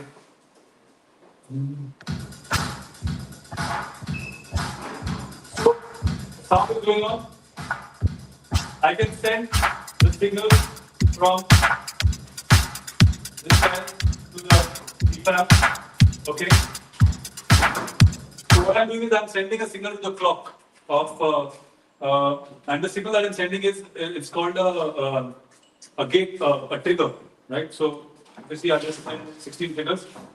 So it's nothing but tuck, tuck, tuck, tuck, tuck, tuck, tuck, tuck. So what's happening is it is sending, because this is an analog, it is using those triggers as a clock source, right? So now all I have to do is find the BPM of the song that I'm playing in. So here I'm playing the song at 120 BPM. So here I'll just change the BPM to say 120, okay? And then whatever I play, for example, I'll just play on this first of all. So for this is my snare 120, not so good.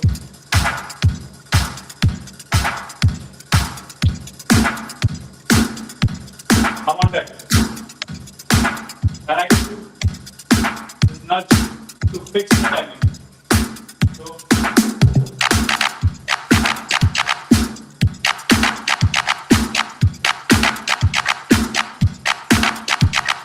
now right?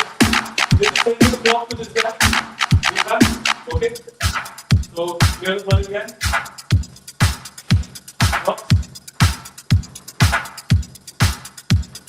So in analog, what we do is we always start from the last step, because this like it starts from 1, so 1 actually starts from 0.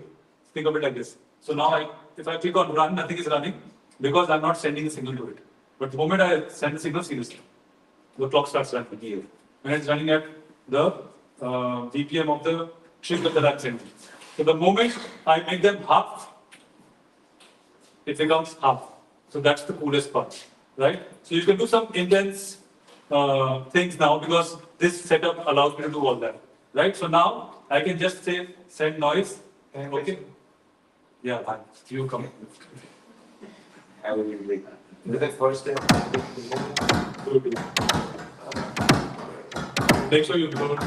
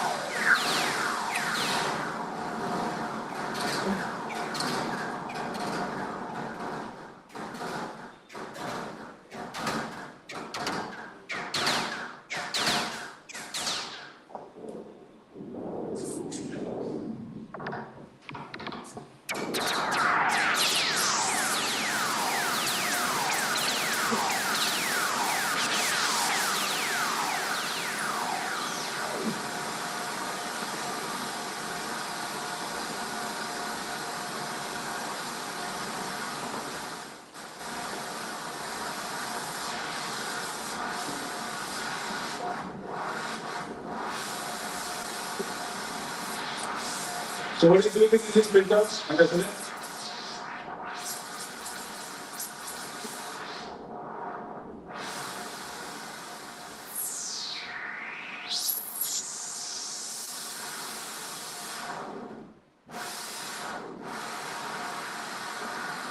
Cool. Good. Give it up for this guy. So what I'm going to do is basically just the same thing, but let the more control it. Just the hats and tell them to come. Because we have hats coming in, but with velocity, make like more. Now stop it and then 5, 6, 7, 8. So now I have everything is fixed.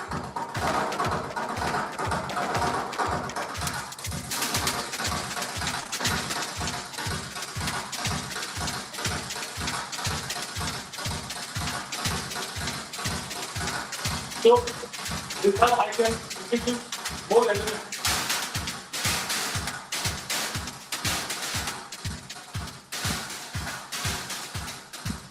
remember in the beginning, there was a trigger that can go in, right? You guys remember? Okay. See this. Trigger.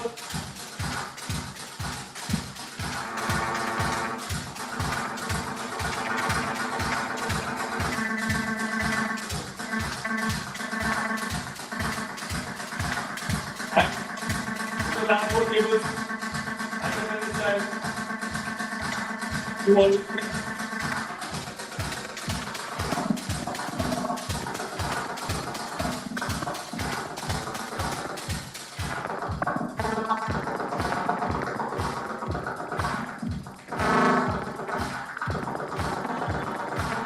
it off.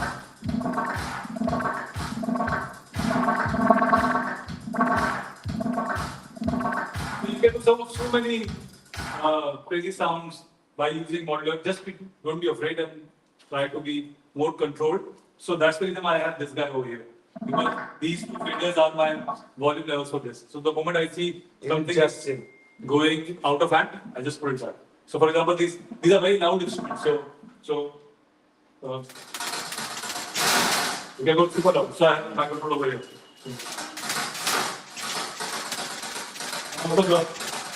Here we go. And I'm going to use the also.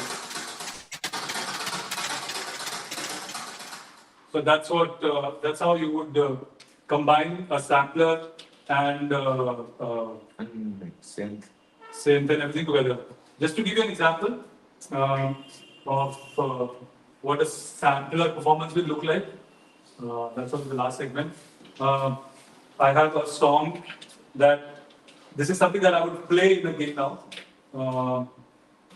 So I just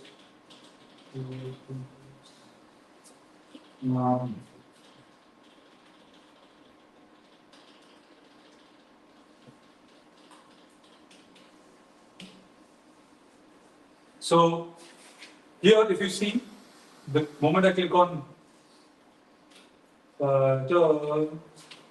you'll see 6 patterns are there.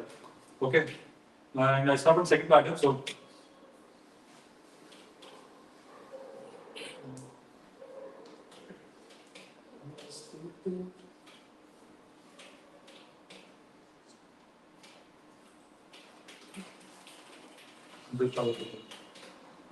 so we just start something like this. So it's done.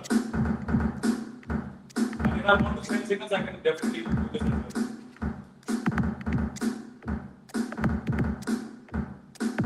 Okay, fine.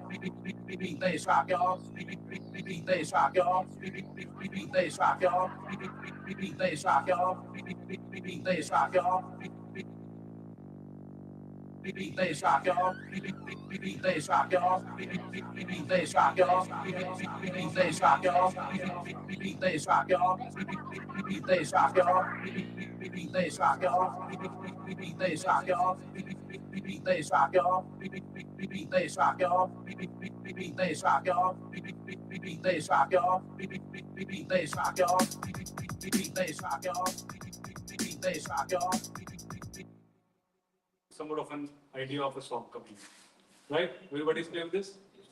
Yeah? And the exact same thing can be applied to things over here. So you create a song like we did on a G minor, right? I find an a cappella. So let's just quickly, I'll just give you how quickly we can just create a remix with something like a sampler.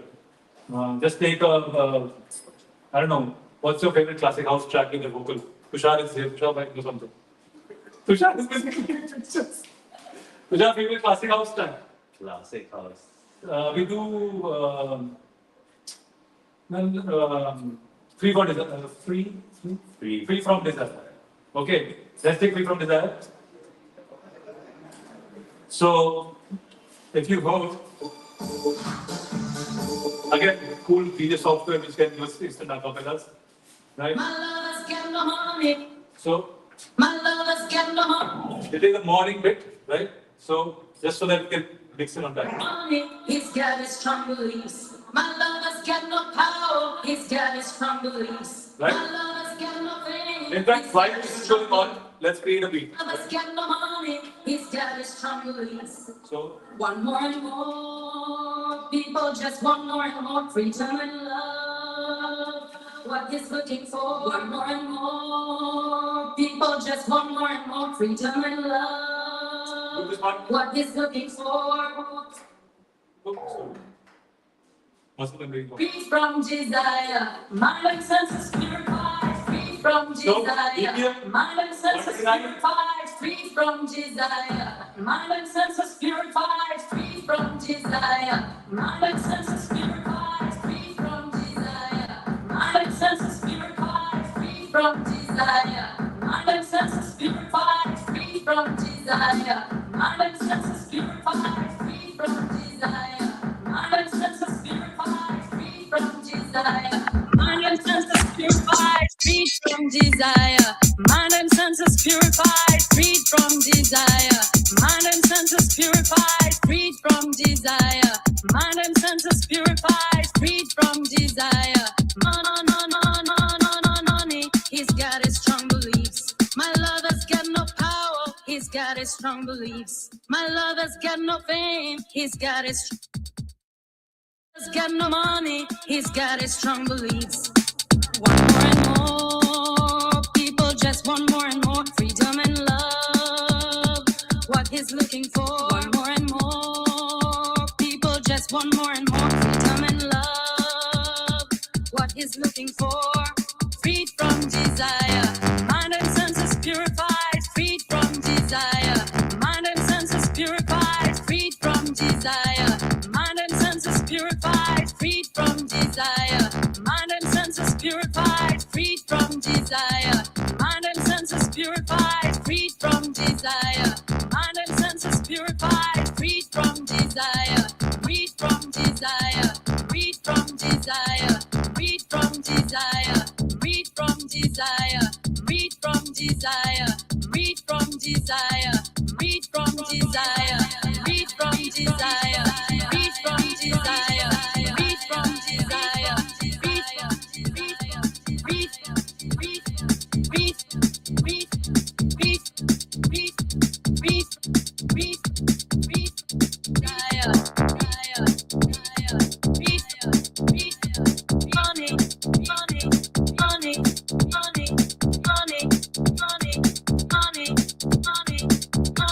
He's got it strong, my lover's got no love.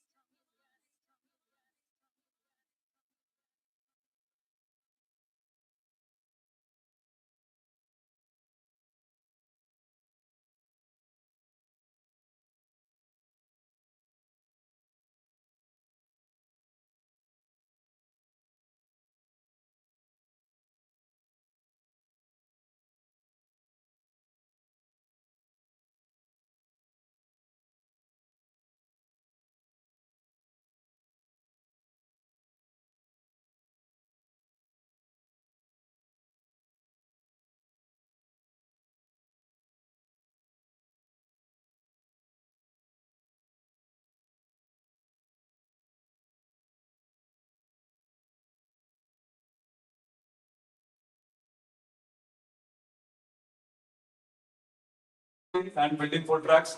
So all these things I can actually have patterns and make the full track.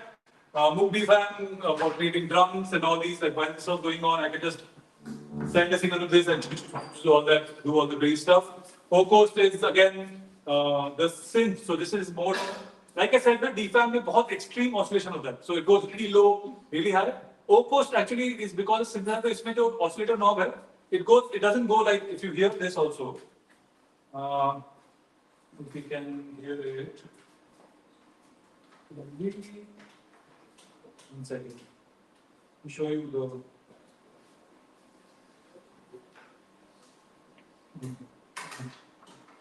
Even if you hear this, you will be able to see that.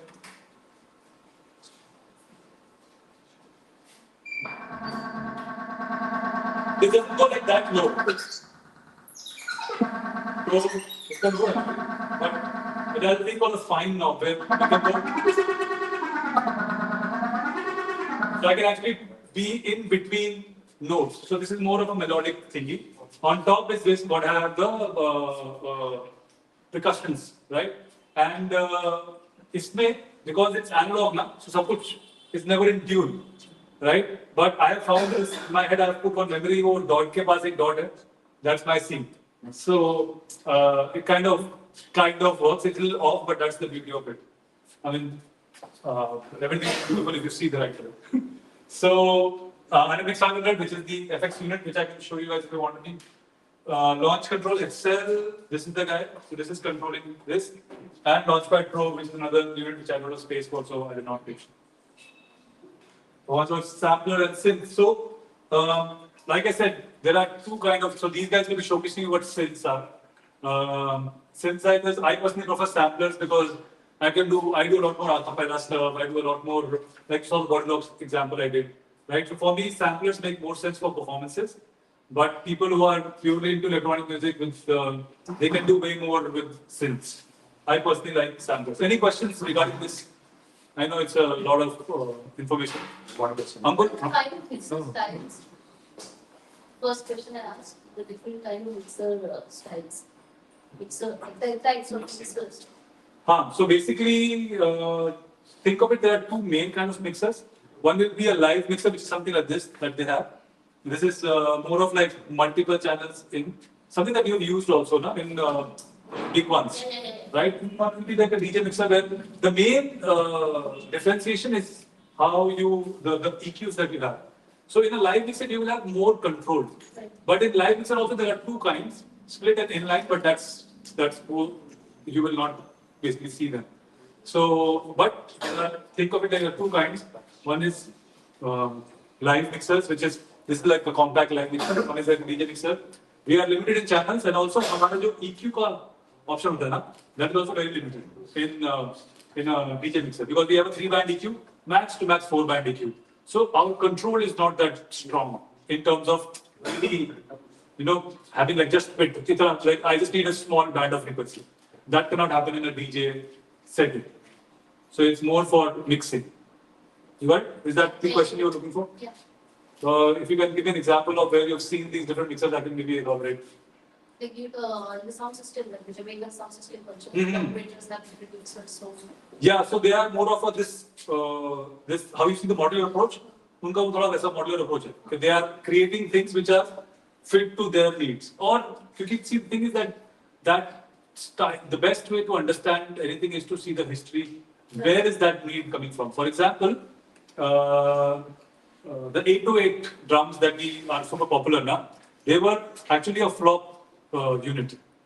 It was not like a hit unit that came. It was the drum machine which became popular because it was a flop. right. So because it was a flop, it became cheaper and it got access to all the producers got it. Right? And they were like, oh, ये तो सही चीज़ है बात. Yes, seemed like dub music also. It started from a mistake. Yeah. So correct. So it's the same idea. When you see the history, then you understand why that mixer. And now we can replicate a lot of things, but I feel it was, let's say that mixer was the lead of the hour, and then that became the mixer for the drum. Because that also matters a lot. Huh? We used to use Techniques mixer. There were 2-band EQ, but they would sound so good as you cut the lows. you will have this bit of a resonance because you know what resonance is, right? It's like that shoo thing is resonance. Basically, some frequencies being amplified and they are getting cut at the same time. So those techniques mixer had that quality. So that's why they were used in say, and they were the need of the hour for the battles because battles where we don't want 3 knobs. We want 2 knobs, boom, boom, because you can put your finger between 2 knobs and actually create like a band pass. Have you tried that? Well, you can just do this. It becomes like a band pass because एक knob उल्टा जाएगा. You get what I'm saying? So these tricks could have done. There is an extra that is called faders instead of EQs by Westax and also.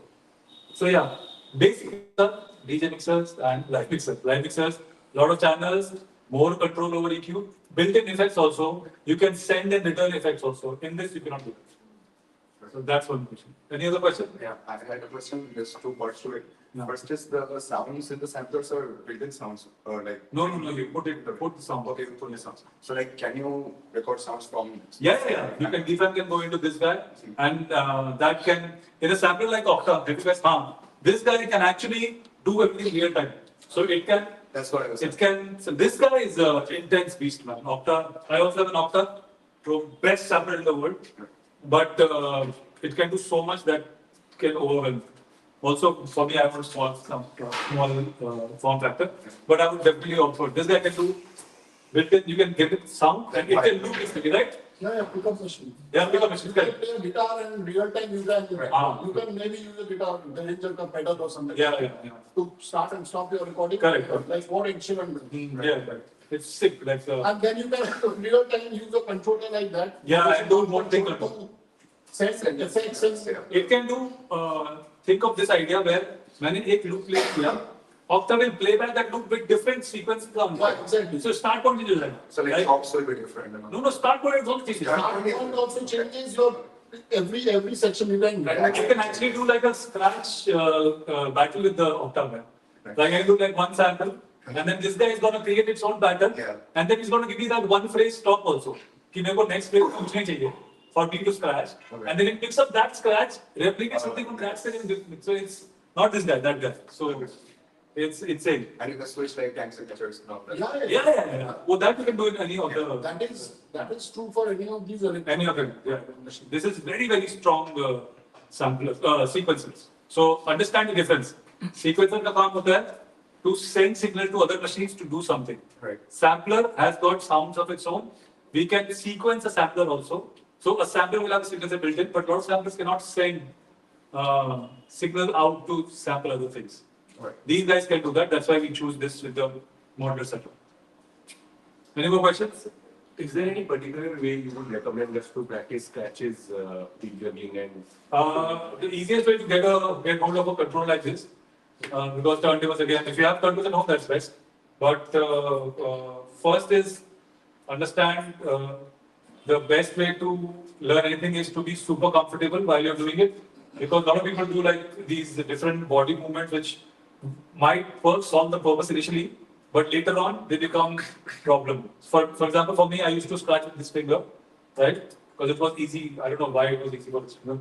But later on, it took me like 2 years to come back to this finger because this is the natural way of holding anything. I don't hold things like this.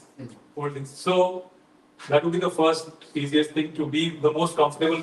Find the right position for you to stand, sit, whatever you want to do. And then start with whatever you're learning online. Say, let's say you're learning a baby style. So let's say baby style. So don't just do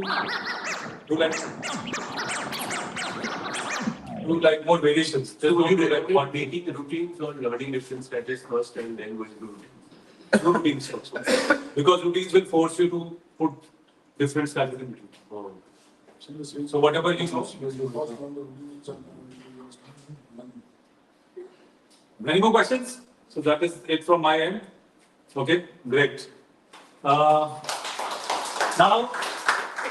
inviting hybrid protocol guys, please give a big hand to these guys.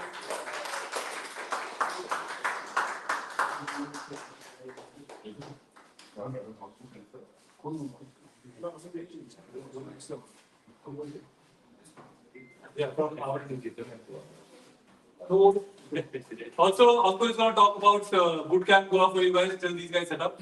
Please. So, They're setting up now. so guys, whatever you guys will see here, you guys will see in a lot more detail at Bootcamp Goa. And we have a lot of discount seats dedicated for the Kolkata workshop. So if anybody is interested in knowing about the course in further detail, you guys can speak to me.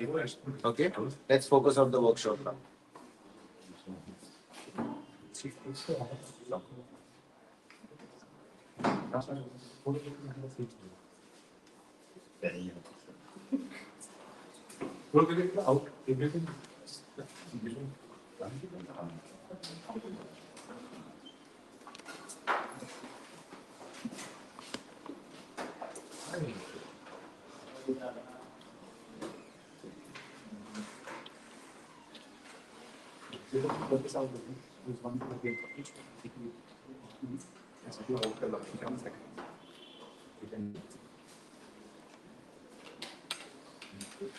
This one. Actually, you can talk about them. This one. Yeah.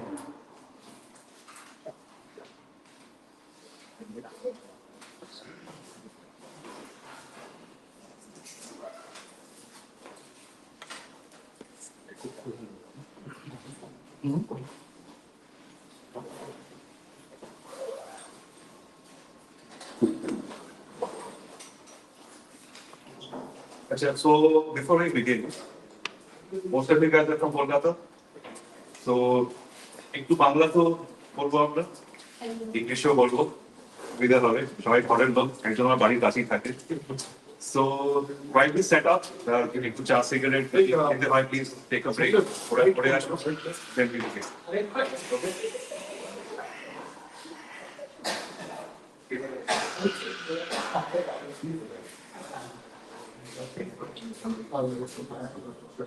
Isha?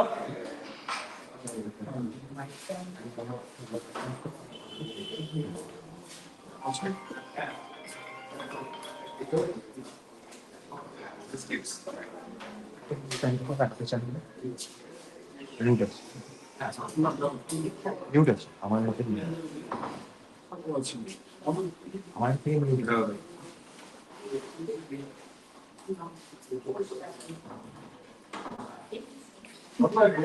That's it. 03 years. Left door.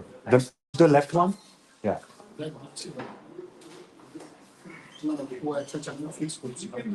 হ্যাঁ এটা আমি রাইটটা পাই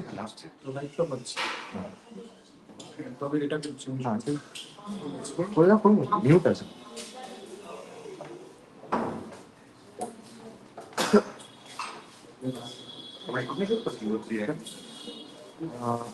একটা বেশি একটা কম আছে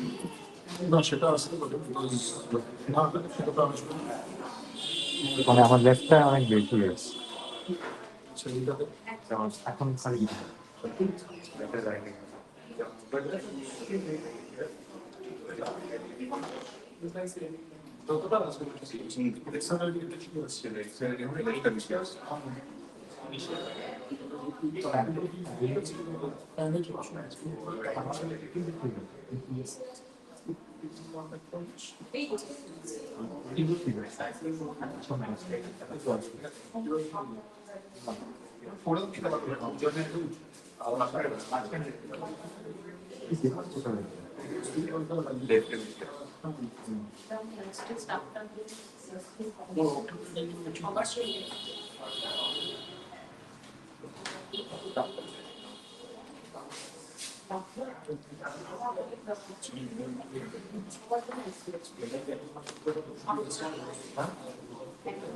No, একটু তুমি বলতে লাগিয়েছো I expect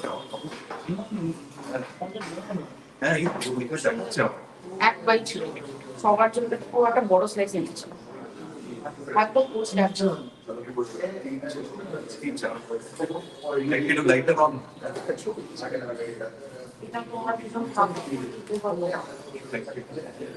এই এখনই খেয়ে আমরা চালাচ্ছি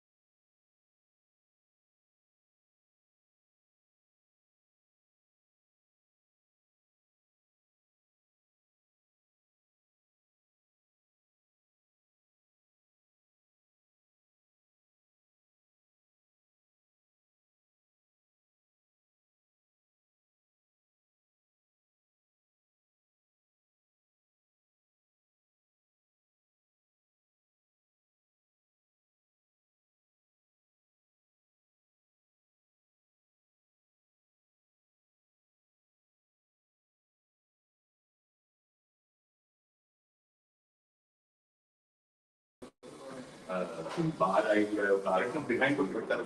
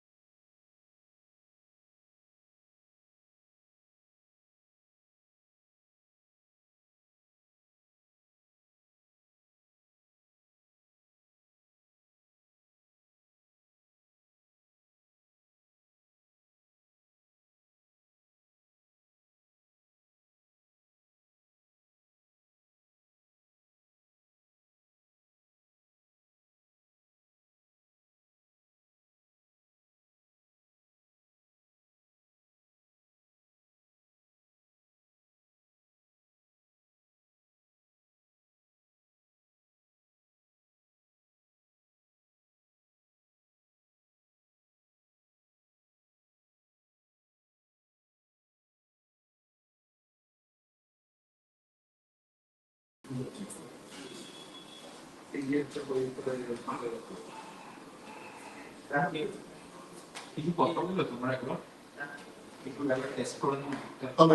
hello, hello, hello, hello. My testing 1, 2. Hello, hello.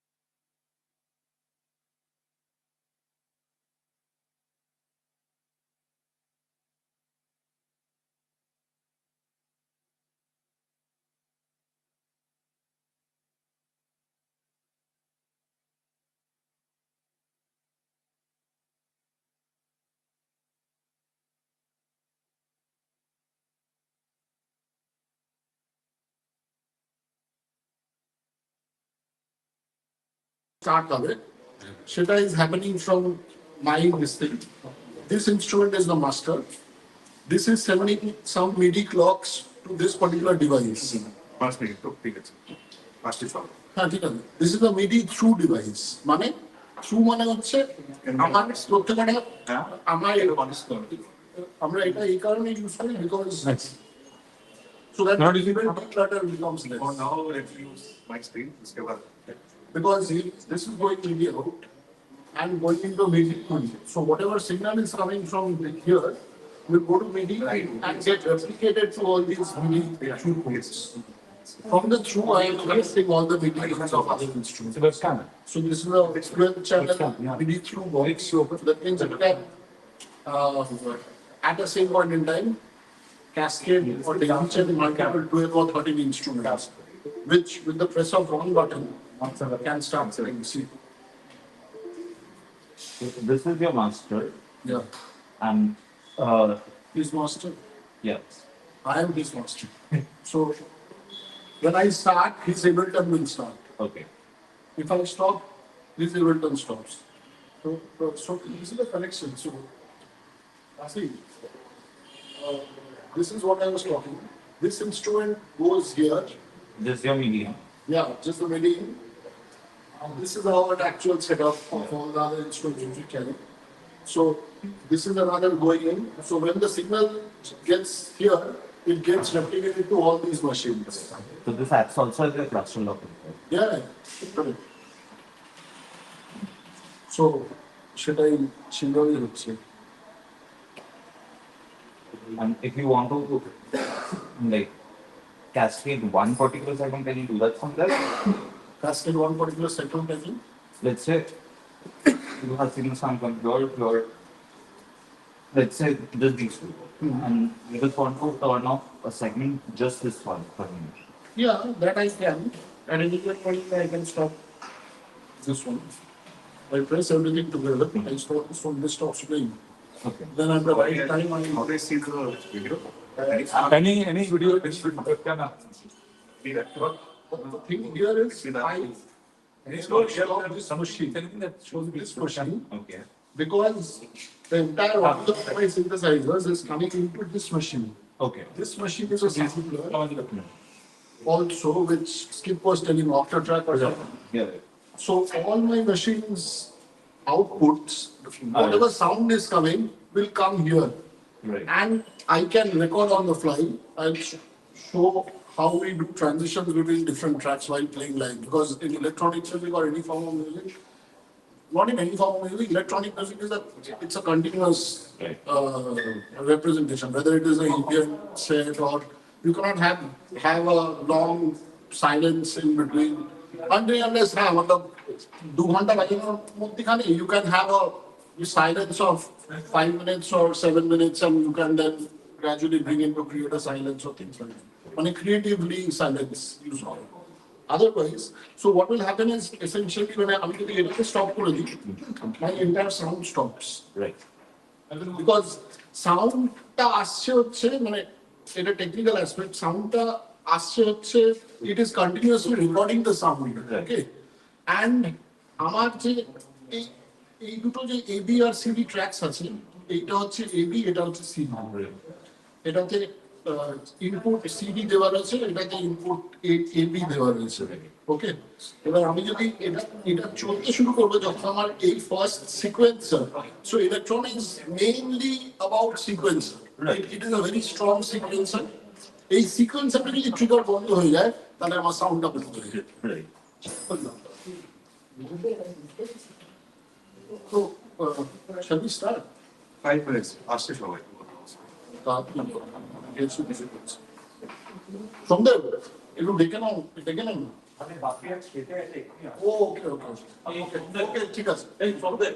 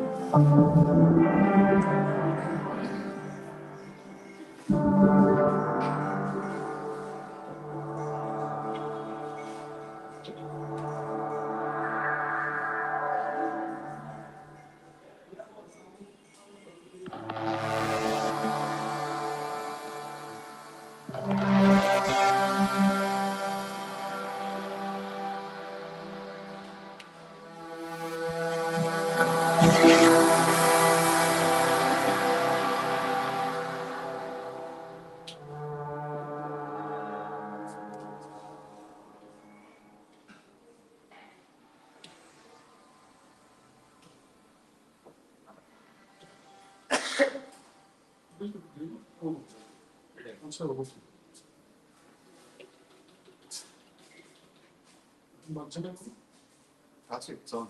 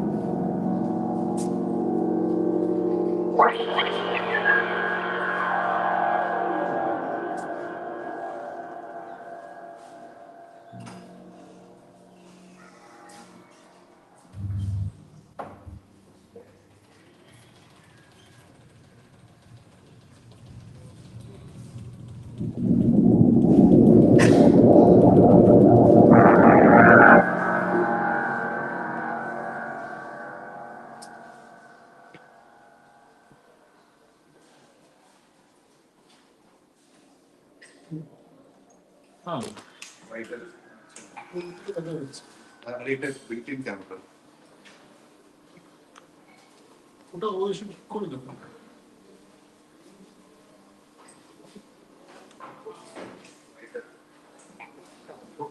তুমি তো দিচ্ছি না, ঠিক আছে? না, এটা তো আমার ইভেন্ট স্পিকার। এই ক্যামেরাটা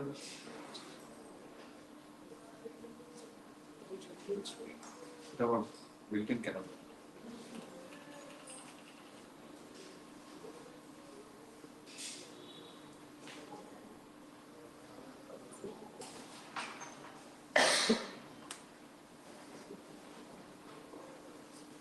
You must start with can I open the invitation?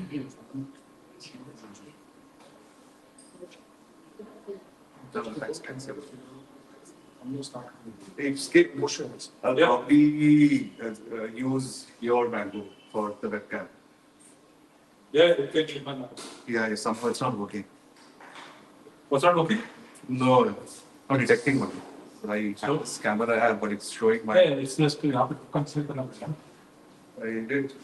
You take it out. Yeah, showing now. It's the built-in camera. Put up the built-in camera. Change the source. Now we'll change from the source. It's not. Yeah, no, we have to change the source code. Yeah, but there's no option only. This app is showing. Camera settings. Video settings. Hey. Click. Go back. Camera.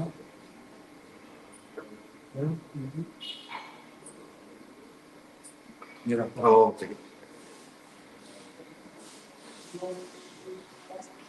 You can actually put it here, the whole thing. 1 second. Oh, sorry. Just take it off. Yeah? Yeah. So the whole thing over here will be even better. Yeah, keep it here. Yeah, this works. Yeah, And then we'll do is just put it down. Yes. And then, yeah, Yeah, well, it's good. works. Yeah. yeah. We can switch off that light. No, they if you switch off the light, এখানে কিছু বলে যাও। Or they put that in. So what you do is this guy.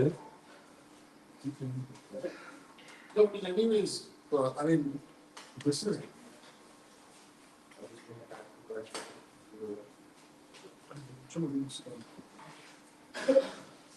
You see?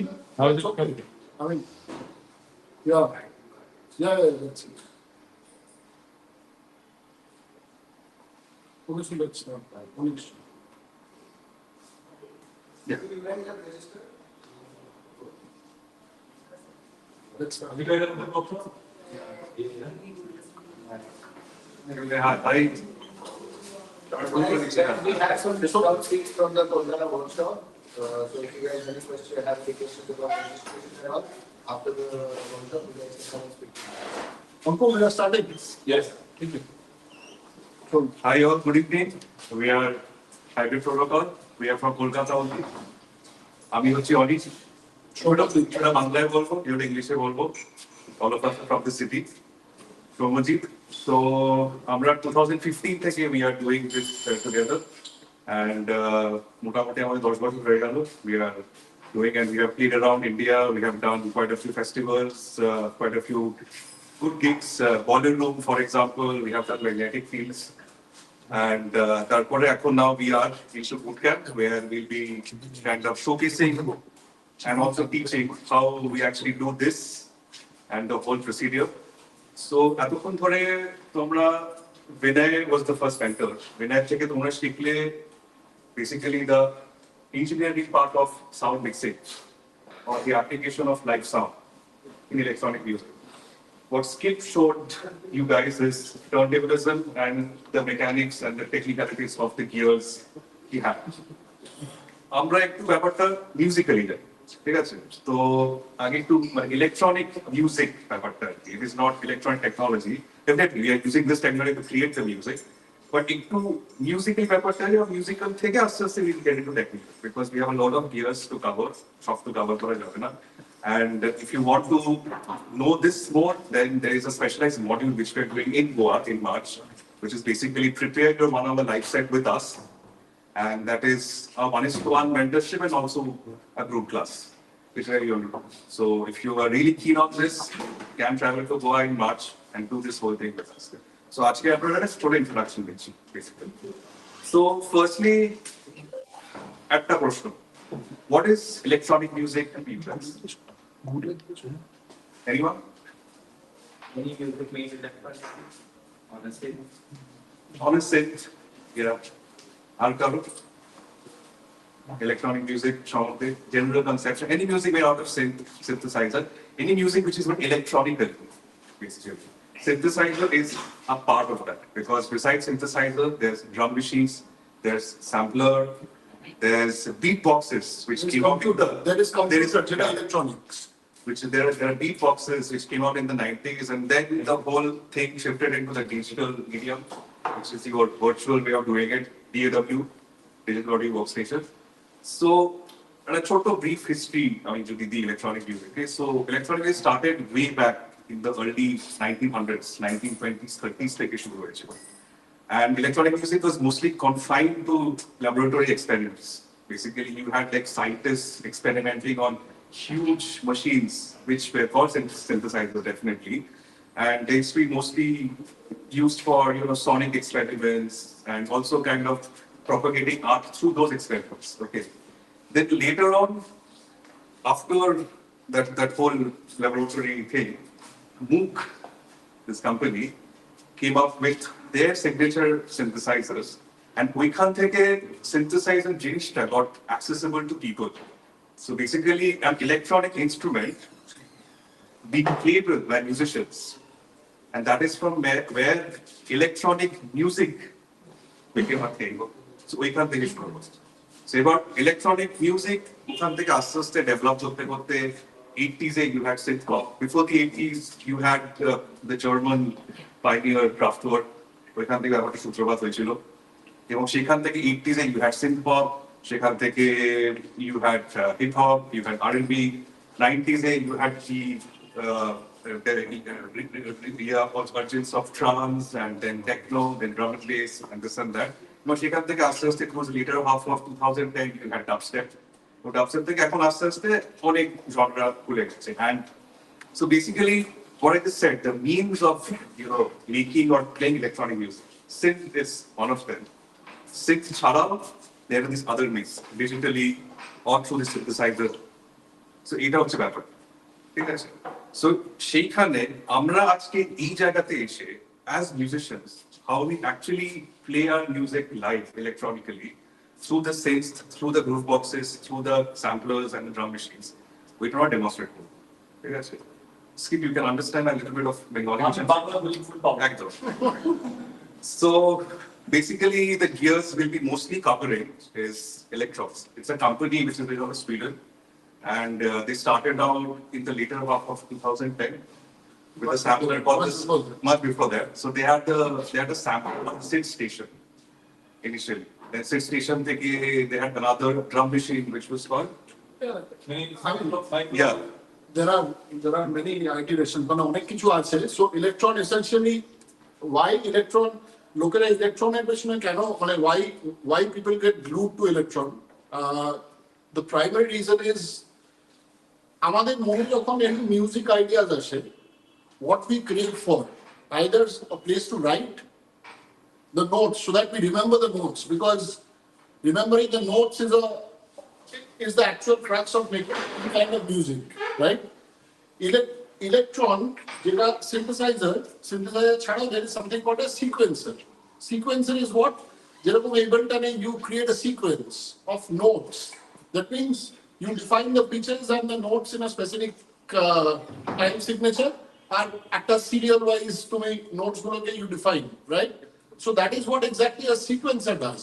Why Electron became famous is the reason that they got out a very powerful sequencer, which can at times go better than what a DAW sequencer can do also. Number one, you can create a simple ta-ra-ra-ra, like this kind of a sequence, a simple one-bar sequence. You can then start managing, or you can program, or do real time, ta-ra-ra-ra, like this also. You can do ta-ra-ra-ra, like this also. On that particular sequence, you can switch off the first note itself which you programmed, that it will not play, or it might play on the third time of your 4-bar loop, only the first note. So there are different probabilities and combinations which you can do on this specific sequencer, and per track, when we talk about per track, মানে একটা music piece বানাতে গেলে, the essential elements are kick, the drum section, which consists of 4 or 5 tracks, your bass, leads, and melody and pad, right? These are the main essential components. So essentially, 17 to 18 tracks are required in order to do that. Electron sequencer provides you all these flexibilities, what I just mentioned, per track for all the 17, 18 tracks, which is there in the synthesizer. যেই কারণে Electron became very famous and easily accessible. It is a machine which actually allows you to think and express yourself more musically. After doing a lot of research, brainstorming on how to use the machines and things like that, we standardize that we are going to, I am going to work primarily on Electron machines.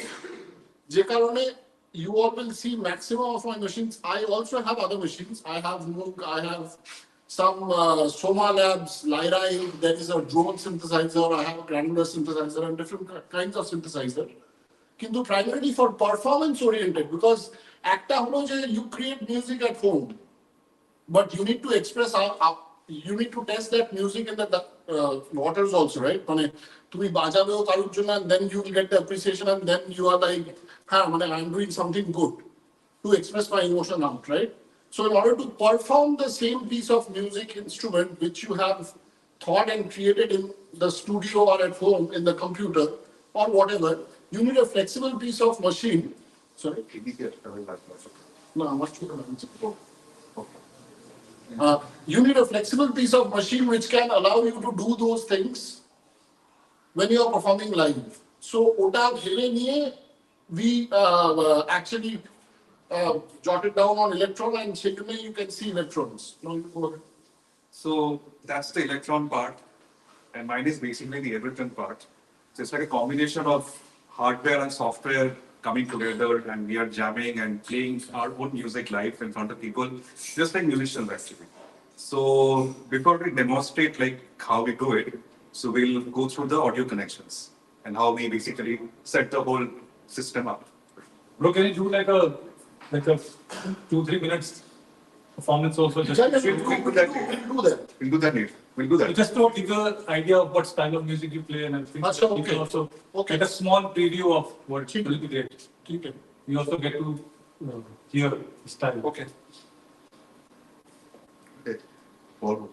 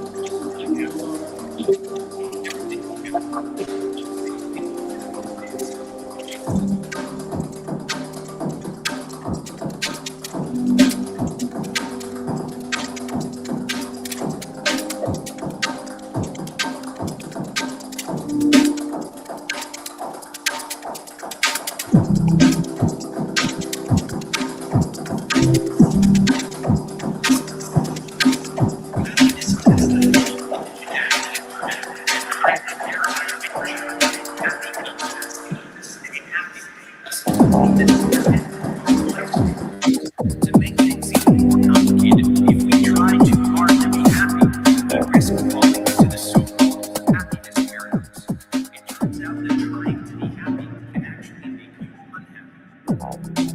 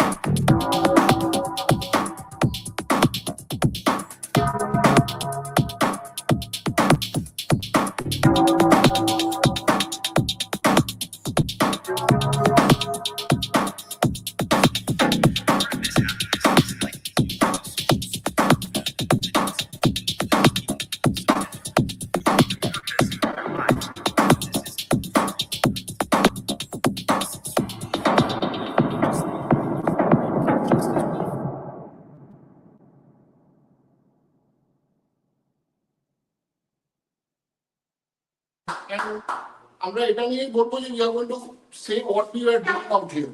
মানে আমি transition ও করলাম দুটো ট্র্যাকের মধ্যখানে. So how the transition happened and I used this octave track, which is a sampler again, but as a performance fixer. আমি সেশনের কিছু পরে আমি দেখাবো যে real time audio I can use the software track as a DJ playback also, যেটা আমরা মাঝে মাঝে করে থাকি to play external tracks as well, back to back with our আমাদেরই কিছু মাস্টার ট্র্যাক বা অন্য কোনো এক্সটার্নাল মাস্টার ট্র্যাক সেগুলো কিভাবে আমরা ঢোকাই, play on top of that what Skip was also showcasing, but we do it in a little different way, so you will have a broader knowledge যে কিভাবে মেশিনগুলোকে use করা যেতে পারে. Yeah. So connection wise, these are all the electrons, some are not here. This is essentially, which is this machine, this is a drum synthesizer. But it can, yes, in that time it can be used primarily as a drum synthesizer because it has got 4 analog tracks of analog drum sounds, which is essentially kick drum, মানে হচ্ছে আমার sine wave থেকে একটা kick drum হবে যেটা skip দেখালো. Hats use হবে, snare use হবে, but apart from that there are 8 more channels of digital samples also, not samples, I'm sorry, synths also. 8 machines are there which can be treated as different oscillators to create different pads, lead, bells, because it is a strong synthesizer. 8 হচ্ছে আমার master clock, which is sending master clock as in the sense when I press start on this, all the other machines, including him, with his Ableton, which is the software part, will start playing. I am a slave actually to these machines. So I believe. আমি start করলে the entire rig starts. আমি stop করে দিলে it stops. I can individually এটাকে stop না করে, মানে মাস্টারকে stop না করে, I can individually stop other instruments also.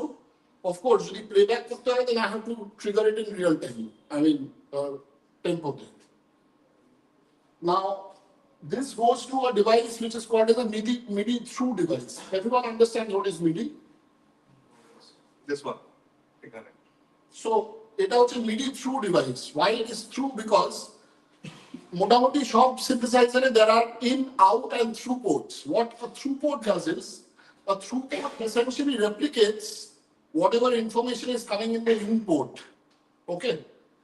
So, আমার এইটার আউট থেকে এই ডিভাইসটাতে নিয়ে যাচ্ছে, ইনপুটে যেটা যাচ্ছে, that is getting replicated to all the other 12 channels which are there.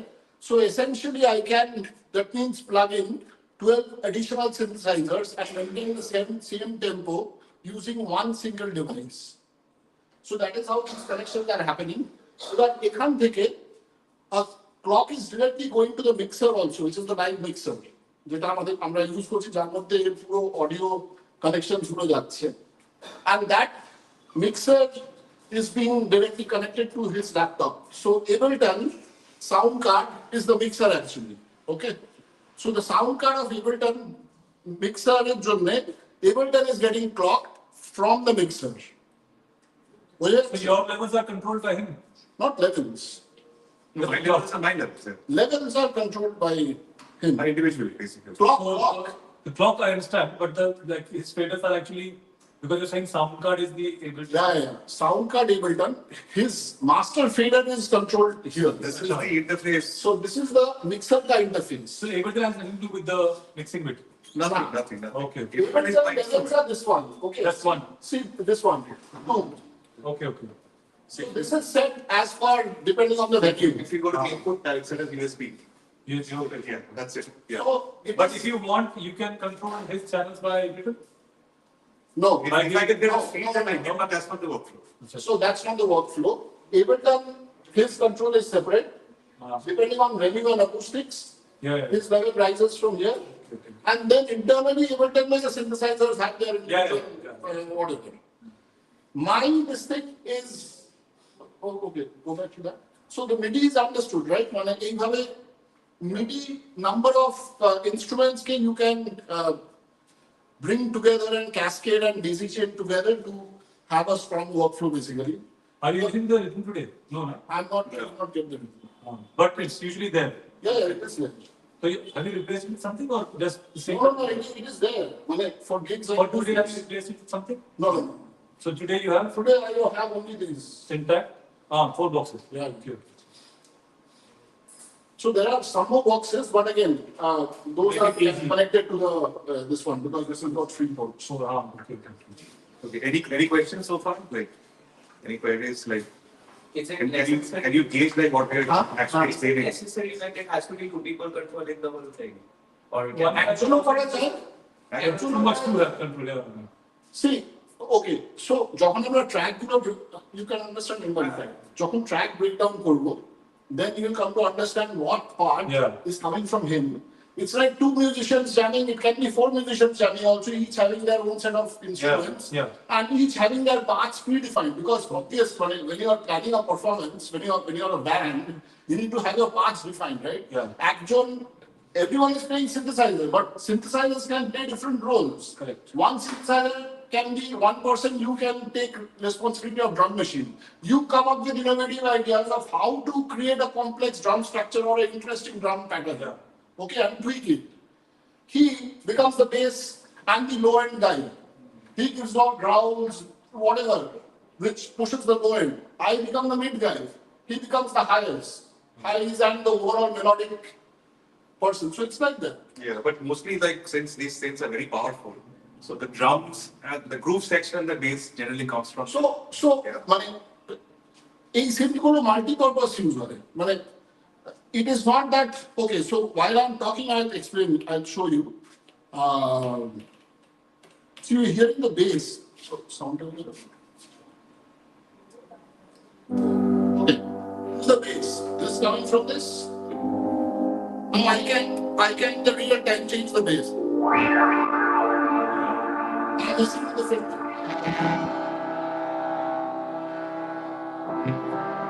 You see that? That's it. So, if I want to play something like you were showing, because the instrument is so flexible enough, I can also go into keyboard mode and now if I want to record,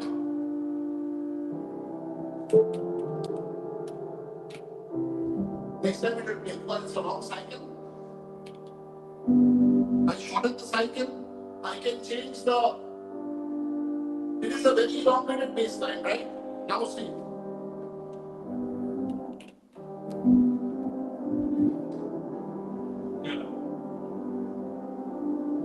then he had something to it. Did not add anything. Did not add anything.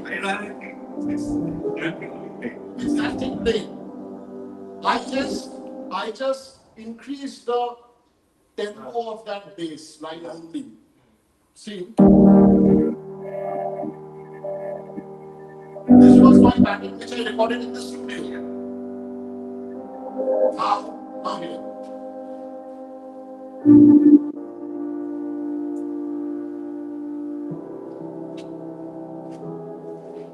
And this is what I recorded on the fly. So I know what I want to record. I can play there or record on the fly. Nice. Is there any way we can change the scale like? No, no. Real time? No. No. In this is not. That is what I have That's requested. In Notion you can do. I have requested them. Scale you That cannot. is sick, man. That is. That is. In Octa also you cannot do that, right? But you can set the LFO to scale. Yeah, that can be done. If you change it live, then I have seen it. will not happen, no? It gives weird things. And it's not safe. It's not safe. Yeah, right. Because changing scale precisely using these knobs also is tough. It shifts like anything. अच्छा timing के लिए नहीं कुछ ना कि quantize वगैरह Quantize. You can quantize. You can quantize, you can unquantize it also. I mean, you can leave it like if you want a raw unfinished, if you want an unfinished raw product. Amra quantize kori because electronic it has to be tight. Okay, but when you are jamming with bands or something like that, you can very well leave it unquantized. You can record also quantize. Yeah, I mean, there is an option to record quantize and record unquantized. So it will automatically do that. it sounded like it got quantized. It got quantized because I pressed while recording I press double. Double time means quantize. একবার বলে হচ্ছে not quantize. Okay. So coming back to your question, you were asking. So the audio connect. I answered your question. I have one question, which is when you go to audio. When you go to audio, I'll ask you a question. Hi, I'm going to audio. Audio is a writer. So you ask what you want to ask. So the how is your perfect So sound? okay, I'm telling you. Everything is an octatrack. Oh. So octatrack is why you see. So you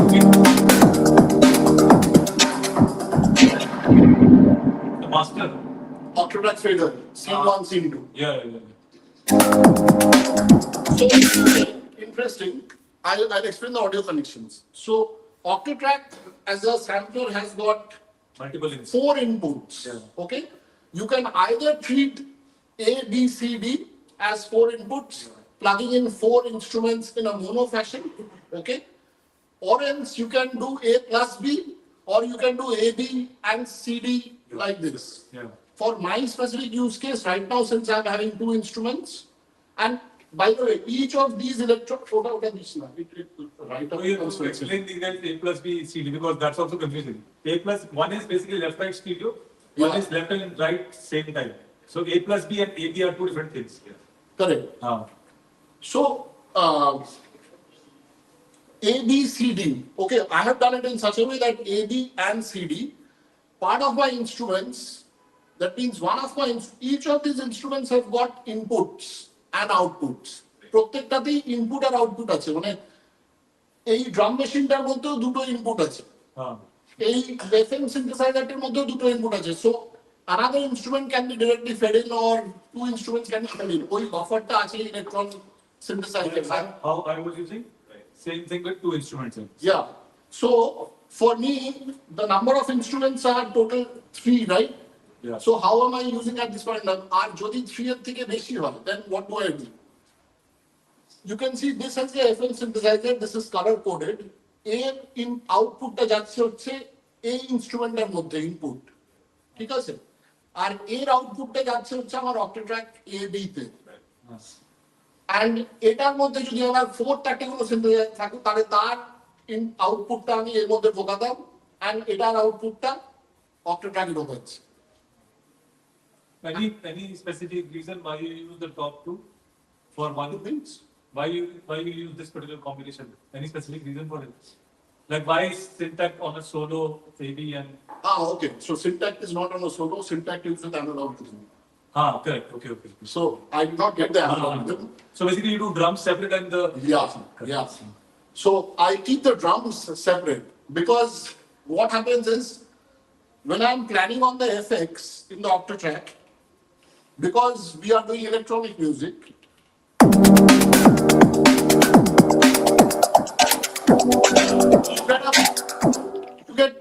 you get something which a DJ EQ gives, right? You cut the low end.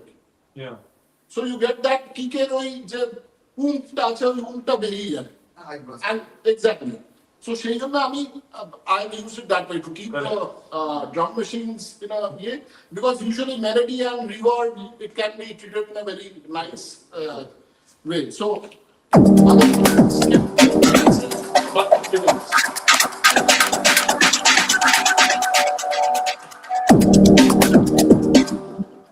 Yeah. So like this, I'm using octatrack as my main FX machine. At sometimes a performance sampler also, because I load external tracks, and I use octatrack as a looper also, because let's say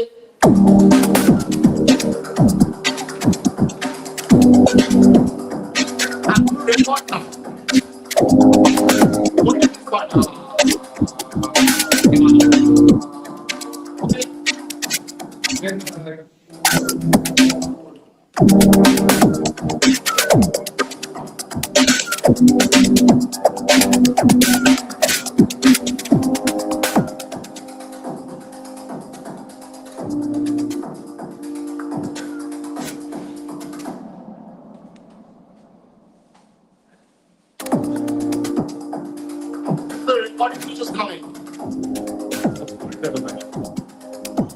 instrument is off. I'm not playing.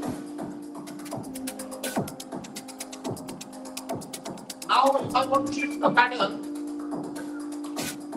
I change to a pattern in the instruments. This is going on in loop. I can do whatever I want on this. Is it destructive? Is it destructive? It will be okay. It can be destructive.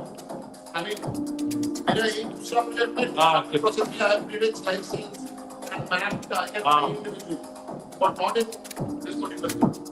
So when I change, I can bring it like this.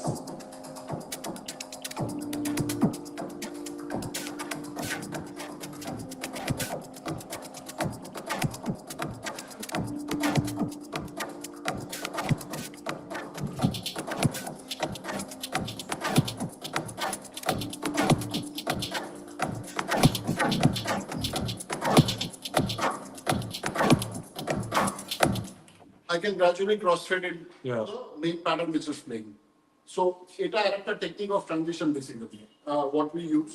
যখন একসাথে দু তিনটে track বাজাবো, then we'll just let you know. So, audio connections are pretty like this. আমার hardware machines directly mixer যাচ্ছে দুটো input, and ওর যেহেতু software আছে, the software side is coming into another separate two inputs, so that both the levels, depending on, because hardware obviously will pump up more this thing, frequencies and all that. So সেই levels গুলোকে আমরা ওইভাবে স্টুডিওতে set করে নিয়ে, and while preparing the track, we do it in that fashion. Now, এত অব্দি clear আছে মোটামুটি? Okay. How are you syncing the time between the software and hardware? ওই যে MIDI clockটা, To the laptop. হ্যাঁ? ওটা কি ল্যাপটপের? এটা এখানে যাচ্ছে। ওটা Sound card. ওটাই সাউন্ড কার্ডটাই যাচ্ছে। So সাউন্ড কার্ডটা কিন্তু USB বা ফায়ারওয়ার এর সাথে কানেক্টেড থাকবে, whatever. So you can see the MIDI cable. Okay, it's connected here. The sound card, it's like a sound card slash mixer. It's like a hybrid sound card mixer. Wow, the best thing. Yeah. So the exciting. Yeah, it's an exciting thing. That's the XR12 which Oddspace has. I want to get that. This is the 12, this is the 18. আর final sound technician শুনলে Sorry? Final যে সব কটা চারটে মিলে sound technician এটা ইন্ডেক্সের লাগছে। Master of XLR. Then to the PA. So in live shows, we take this extra out into a DJ console. DJ 900 or দুটো মিলিয়ে যদি ফেডার ইউজ করতে চাও মানে it's always very cohesive when we play. So আগে when we used to play back in 2016-17, তখন আমরা একটা mixing console ভাড়া করতে পারি from the vendor. So his inputs used to come separately to the console, mine used to go I mean, separately. at that time, what used to happen is I did not have the octave track, so I used to have separate all the outputs going into a physical mixer, and ওটা থেকে I used to do send effects and all that. That technique in electronic music is called again dubbing technique. Right. Okay, so there are artists like Underworld and all of them who has their tracks playing, stems playing, পুরো while performing, and একটা কিকের stem রয়েছে, একটা হ্যাটসের stem রয়েছে, melody সেকশনের stems রয়েছে, and then they trigger it on the fly and they will feed it into a particular channel, and then you send effects to control that and do all these things. That's like this dubbing. If you have seen Underworld's latest performance from the boiler room, like I think that's the close-up, the best close-up performance basically which you can see, because you can see the whole setup, and you can also gauge like what exactly is happening within that setup actually. Paul Clark Bono is one there who doesn't do like that. Paul Clark Bono. World Cup, yeah. That is also there. So you're not using any sense. Nothing's happening. No effects are going to this guy. There's no effects. There's no sense. No, So basically, what we do is we take the whole master out into the DJ, and then I just use the effects. The onboard So you're effects not like all the electrons are just raw electrons. No, nothing on top. No compression. Nothing. Okay. Compression all I It see will- it from it will. here. I have timeline and other effects processors, but we don't use it in the. Live processing you don't. Yeah, We earlier used to use because Summing, how do you do then? Everything's happening in the mixer only. They're not here. So how he explained that all of his signals are getting interrouted into the synths, Yeah. and then getting out of the octa track, which is See, his that's output. why we spend a lot of time in fine-tuning Yeah. in the studio Yeah. Correct. about our levels. Yeah. We rigorously every day in a week we sit. We sit thrice a day and Thrice a week actually. thrice a week, sorry. And try to fine-tune the Yeah, because that I think that that's, for me also that's been the biggest problem, you know? Yeah. The levels. Yeah, exactly. And also just to give you But a good summing mixer will not be a solution for it. Like if you're doing summing here only, in one of the channels, if you do stands and all, don't you think that will do the job? No? That is another expansive way of doing it, but somehow this is the. Because I saw one of the, had some compressor plugin, you didn't have? On this? Yeah, on Ableton, yeah. It's on Ableton. On Ableton, and this compressor plugin is on the XR On the, that's a digital compressor. Yeah. So if I show I was thinking that everything is going there. No, even this Octatrack has one No. insert. That is another compressor, another insert on this channel. Ah. Okay. And So then, there are effects which are getting used, but we are not using aux or something like that. Like, You are not sending. we are not sending. yeah. All these are inserts in the That's what my question was. Yeah. That is a send effect, which is the plate, but that is just there. We haven't been using it See, for a that's a, while. that's a combinator to polish the entire sound. It's a That's what I thought. it's a multiband compressor You have- going on the entire channel, That's going what- on the entire rig. Yeah, that's my Entire question. rig. That is there. There is a, you can see 3 and 4. 3 and 4 is mine. Ah, So this is my compressor. we have a compressor there. Yeah. This is 15, 16 is Anisha's compressor. See. We're using different compressor for your taste. Yeah. And we have show the effects reverb again. I have a question. There's a video and answer. What you're asking something about it. So phase correction now you do in the studio only.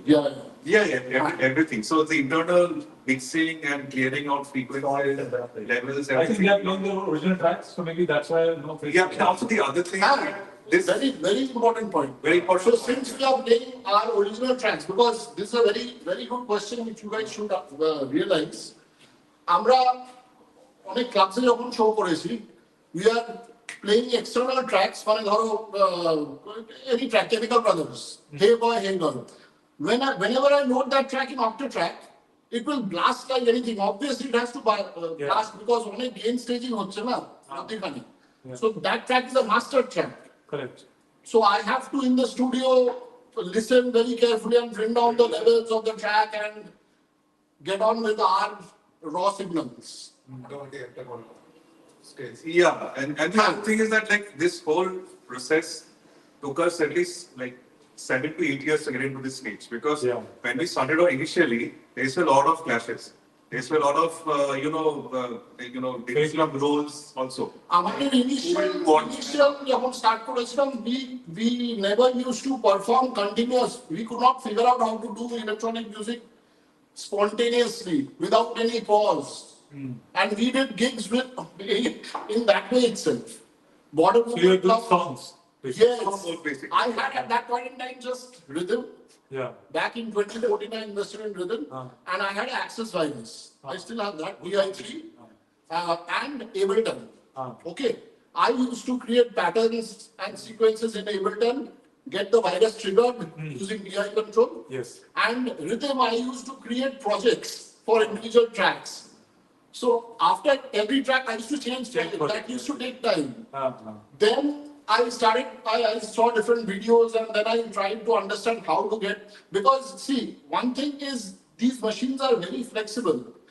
The learning curve is a little steep, but once you learn one machine, the brilliant thing about this company is that all the machines structure, the internal software structure, the hierarchy is same. Yeah.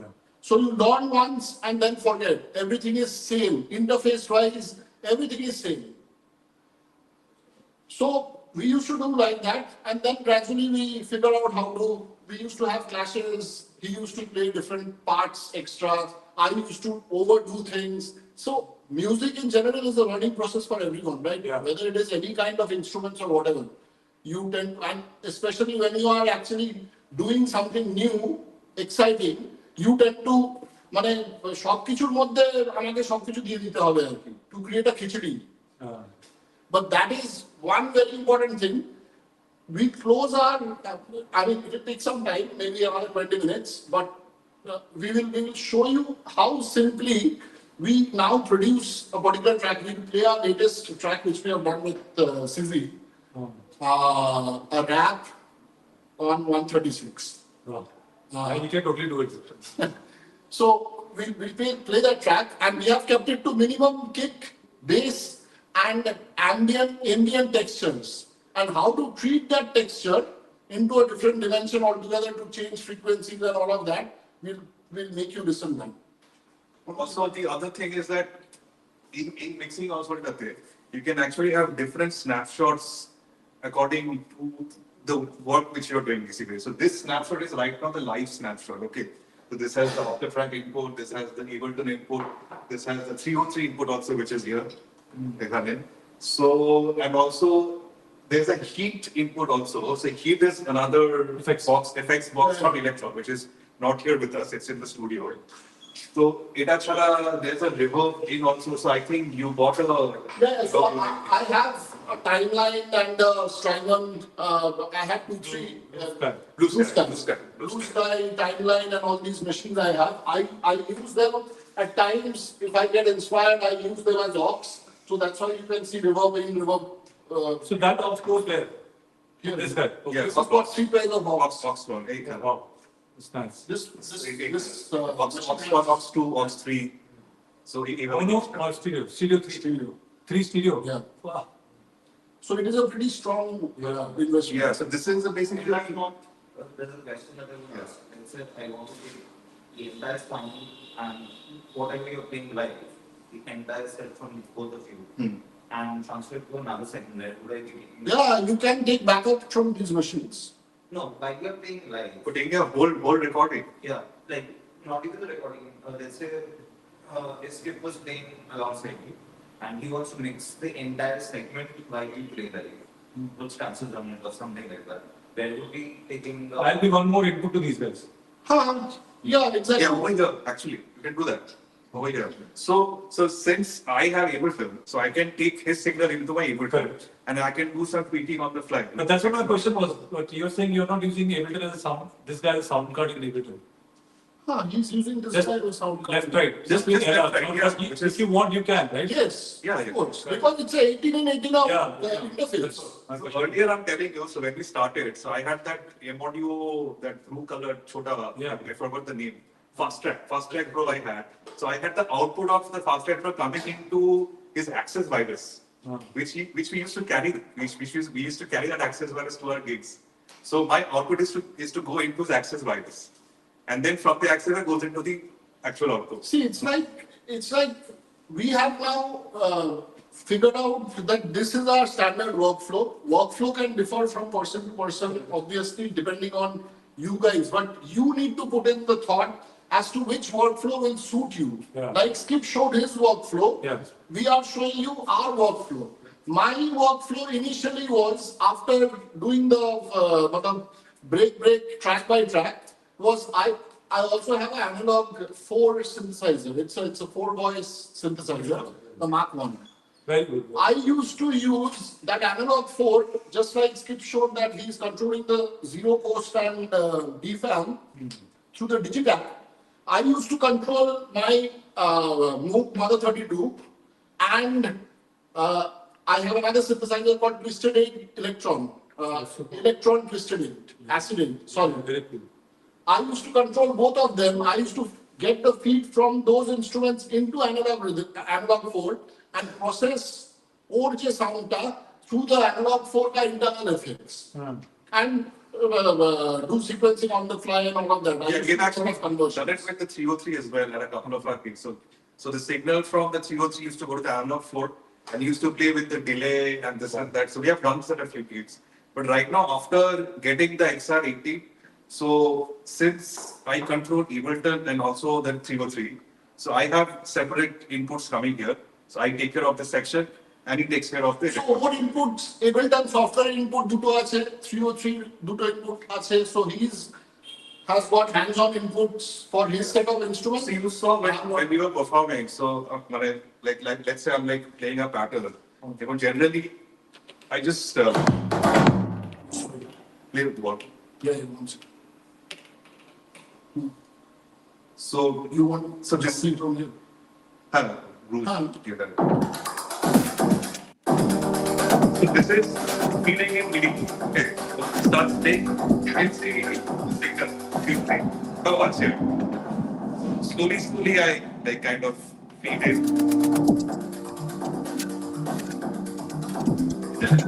Live. When you play. Yeah, This is what I did live. live. I did live. No, I know you did live, but this you do on stage as well. Yeah.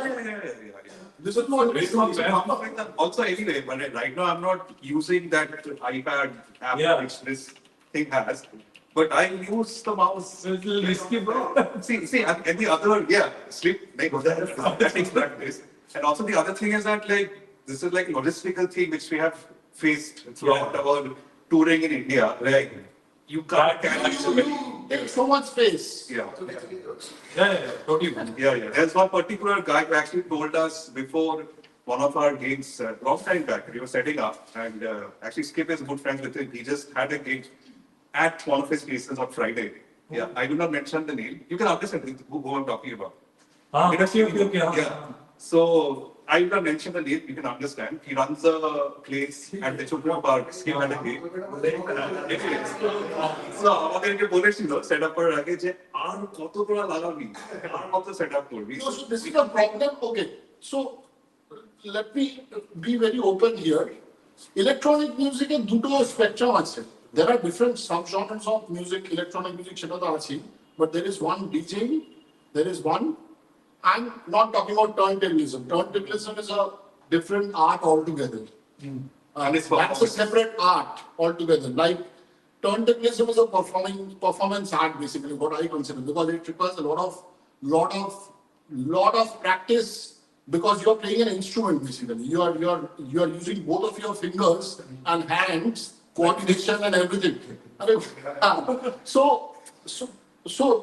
there is DJing, there are live performances. Whenever live performances come into picture, now in electronic music, unfortunately, live performances will require space because there are going to be synthesizers which are going to get housed in a.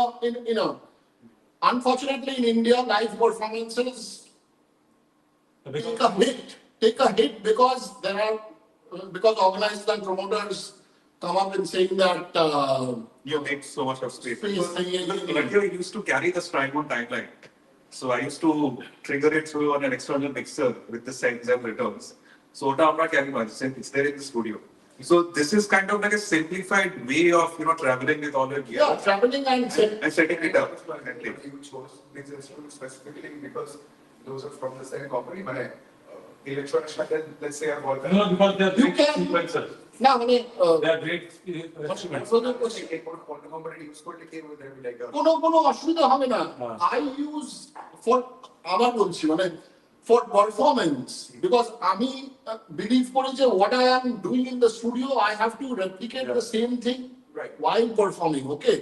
So এরকম না যে স্টুডিওতে আমি একটা 14 piece orchestra এনে দিলাম আর তারপরে orchestra স্ট্রিংটা just আমি ব্যাকগ্রাউন্ড ব্যাক এন্ড ট্র্যাকের মতো বাজিয়ে দিলাম। That does not work. The way of playing it live. Actually, Okay.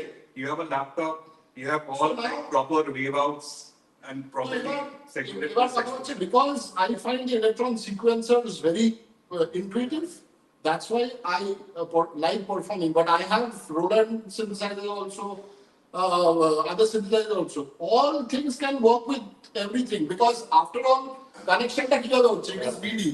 Yeah. মিডিটা ক্লক আর ট্রান্সপোর্ট সেন্ড করছে, যেটা থেকে একটা ইনস্ট্রুমেন্টকে প্লে করলে অন্যটা বাজতে শুরু করলে, if there is a sequencer, if there is no sequencer, then you have to reprogram every time.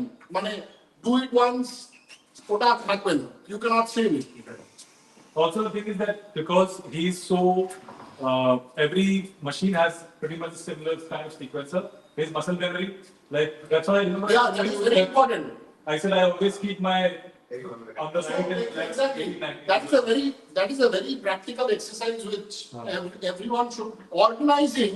Exactly same. While you need to create your workflow. Workflow also includes organization. Like in my 9th and 11th, of every of my instruments will be either a kick, bass, hats and all this. Hats will be for Muscle memory. like that. So it's muscle memory.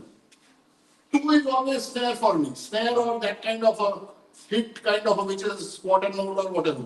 So as he gets used to the machine flow, and if you see if he's putting it, the syntax is next to octa, in all his setups, they probably will be the case. Yeah, of course. Because the hands are working without, in the night also it can go the same.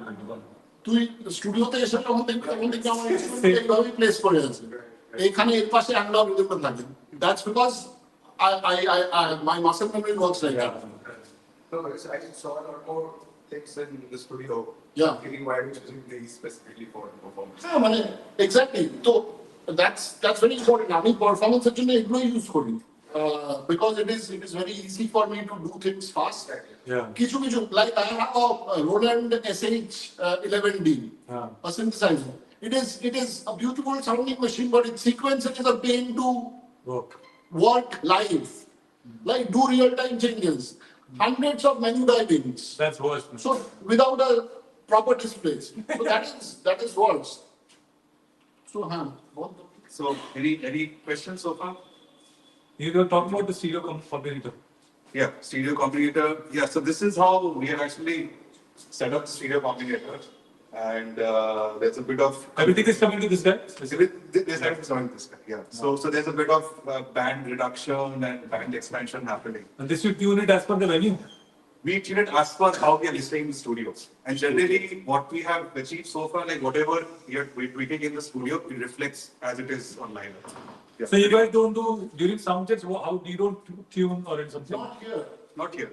On the PA. On the Okay. PA. Yeah, on the PA. So generally, like, so basically, if I tell you our background actually, so we do this after our day jobs. We're not like full-time musicians actually. So he's a techie, I'm a sound designer, I work in post-production. So the thing is that like, so whenever we are going into a gig, so I generally take the role of a sound engineer before we start the day or before we set up. So I go there, I check with the sound engineer, I tune the P accordingly. I tune the P accordingly to what we have done over here. Because what we know exactly is pretty much like a foolproof calibration. You come close to the studio sound. That's what Yes. Yeah, close to the studio sound. in that you're looking for, say, the resonating frequency of the room. Are you cutting it down or you wanna like let it be more boomy or something? So that is calibration. That is calibration. At the that is venue end. Thing. Yeah, so that is when sound like when I comes in. So when I comes in. I'll give you an example. We did a gig with Shomdev and Oddspace last one. They had a fantastic calibration done. We consulted with another person, his friend Joe. There is a person. He on his iPad did the calibration live while sound checking, and that's when it fell in place. Yeah, that's how it is. So we don't touch these because these are हम लोग तो studio में करके आए हैं. And that you take snapshot every time before the sort of. Yeah, so you exactly. There, you say it, and that's it, yeah. So either it overwrites or it doesn't overwrite. Because it's the same setting, you don't do anything. It's the same actually. Wow. So we have like various snapshots here. This is the Pro Tools mix paper. So this is when we are mixing our production. So I use Pro Tools. So this guy is there in every project of every yours? project of ours. Be it music How many of production, this mixing? How many of this you have? This is one. Yeah, but these are different songs for this guy. So what if we are listening to a track on media player? So this is the snapshot we use because this is completely without any EQ, without any compression, just plain old USB 1 to 8.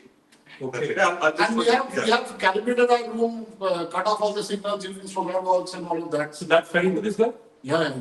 SonarWorks, how do you fit into this guy? SonarWorks is there in his laptop. Okay. So, And it has tuned our speakers also with that. so I just changed the snapshot. You can see just only USB 1 and 2, and that's it. So all the other channels are all muted, all bottom 0, and there is no processing whatsoever. There is no compression. It's all flat. So this is basically for our music listening. So that is what. So again, if we have to go to say our mixing template on Pro Tools, for example, so I load this and So see, you can see here groups, bass, snare, record out for the master record out, add-ons. So he then routes his Pro Tools routing. So I take multi-outs from Pro Tools, like segregate it into bass, snare, add-ons, effects. So tracks. what we do, okay, And they fix so it. how we record a particular track also, that is something which I want to talk about at this point in time. So for us, while we prepare a song, while we prepare a particular track, we follow pattern. Per pattern, one pattern is equivalent to one track, one piece. So like these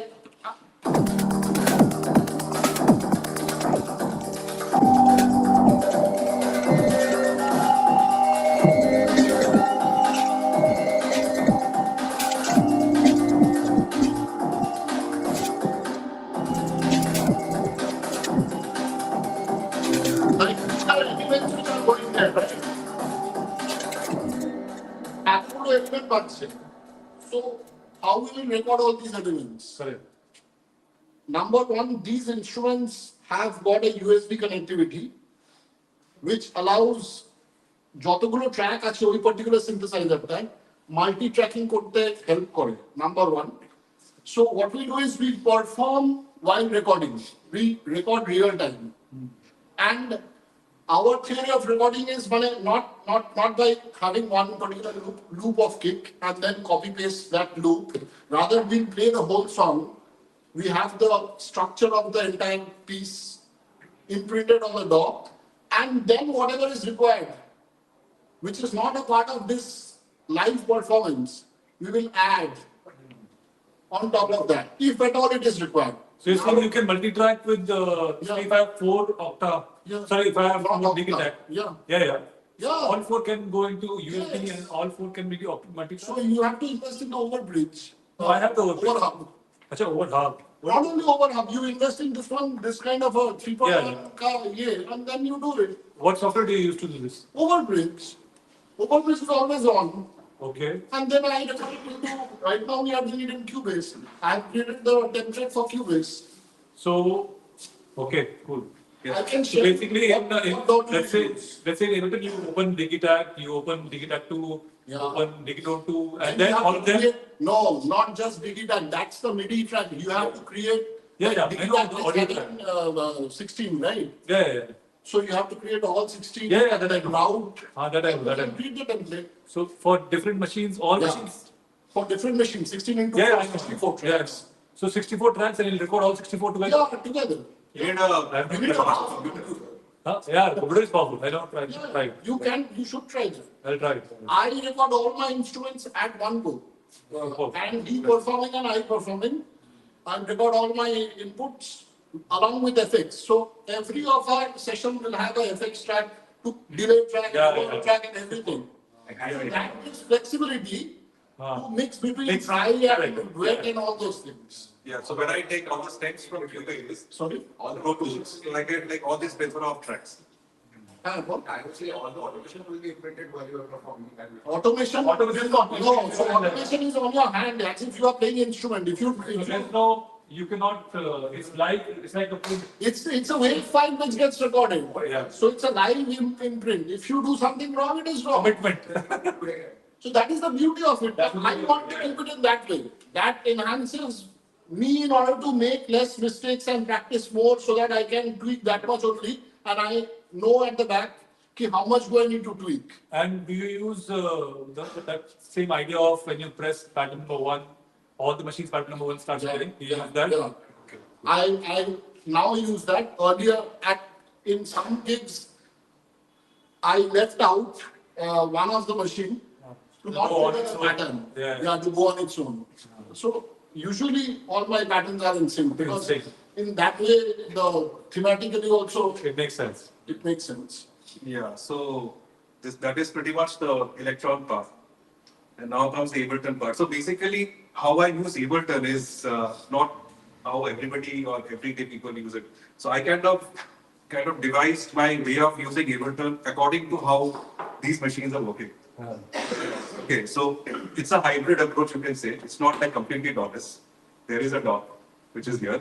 But I've kind of made my signal chains or my instrument setups as how he's playing with Electron actually. So it has taken for me also a few years to come into a pattern, like how I would like make my session and how I'll play with him, like for example. So here if you see, so this is drum channel, so I have a few samples being put in and I trigger it live whenever I play.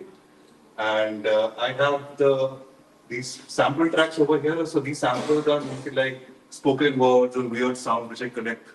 And also some of them can be stems from our already produced track. And I can just play it on the fly with him when we are performing together. So, and these are silents basically. So I have like 4 stacks of this VST called silent. So anybody knows this VST? Yeah, everybody should know this. Everybody knows it. So silent আমি কিভাবে program করেছি? So let's say আচ্ছা before What are the empty tracks? Why you have so many empty tracks? empty tracks are like I haven't done anything on this actually. So if I say for like one particular Like this one track is empty, like a blue track bar, green and blue and bunch and blue track is totally empty. So these are like stock clips.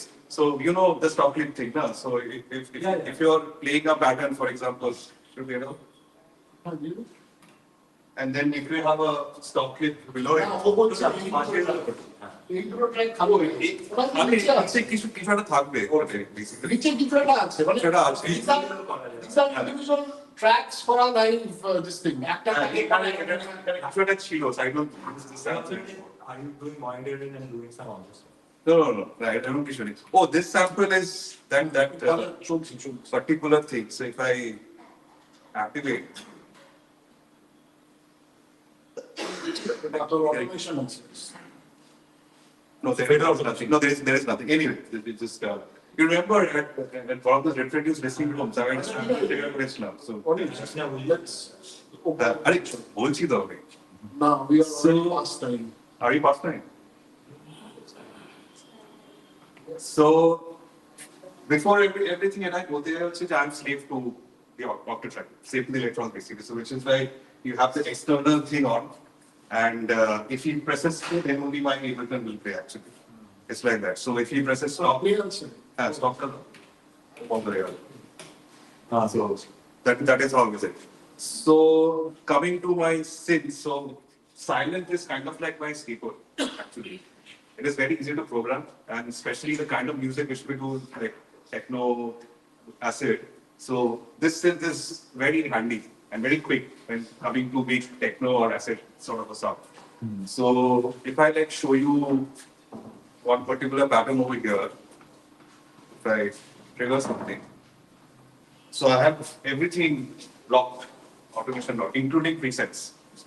Okay, including presets. So I have an empty clip which I triggered first, because if I just trigger straight on the pattern clip, then there will be a jump in the sound because the preset also changes. So I trigger the empty clip, then I hit this re-enable automation which is there on the top. I did that already actually. So this is mapped to my nano control over here. So now the pattern is kind of loaded, playing empty, but pattern is loaded.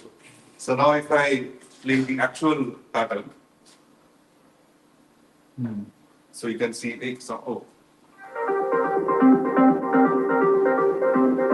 so this is one pattern which I played for one of our songs actually. I combined it with the sample.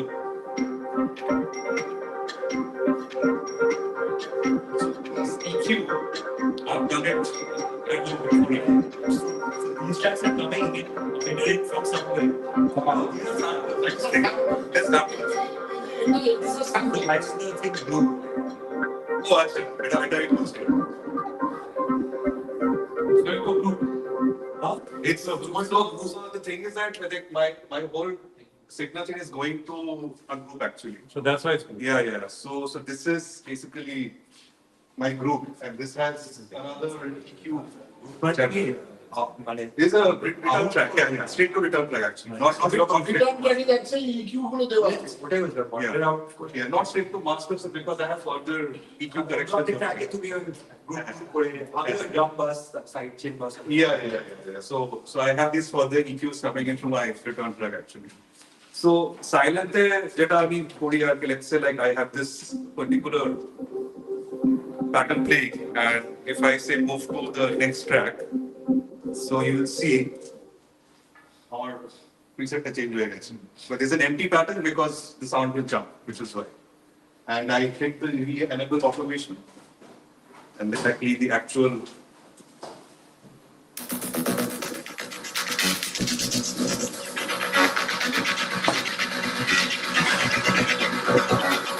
So I'm using a combination of the Ableton push and also nano control. So nano control, generally I use it for my inbuilt effects which are there on Ableton. So if I How do you do the preset but on the same track? How do you change the again they get preset to keep on the same? So let's say I make a sound and say on a particular preset which was already there on side. Yeah. And then I save it, then I move on to the next pattern, I make another preset and I save again. So basically, so you go there, so you go to the clip and you see it's a bang 22, It is 12. this is able to 11. 11. Yeah. So so ekhane already a preset down দেওয়া আছে. So once I trigger, automatically the preset changes. আমি আলাদা আলাদা করে group করতাম because আমার road use করছি, so I have to completely different kind of bases. Right? So I didn't know how to automate it. Yeah, so this is like say one pattern. This is another pattern. You see our preset change হয়ে গেছে, back 19 হয়ে গেছে. So back 9 is another sub for another track. So how do you set it there? So I open silent, I just prepare the sound. I lock the automation. So if you go here, you right click, you just lock the parameters, which is basically envelope locking. And you lock everything and your pattern is set. Okay, and then I trigger. But I trigger an empty click first because the sound clicks and pops. Clicks and pops somewhere else. Yeah. So that is the thing. So I use a combination of the push and the nano control. So push I generally use for all the synth tweakings because all the parameters which you see here, it comes into my push. So if you guys can.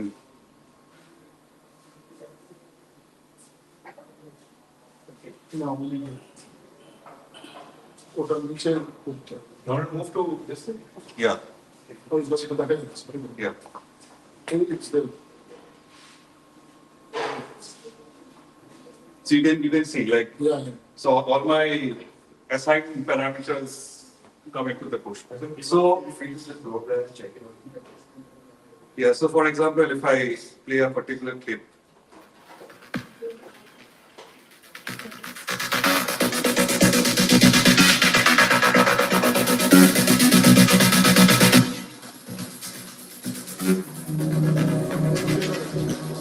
Right.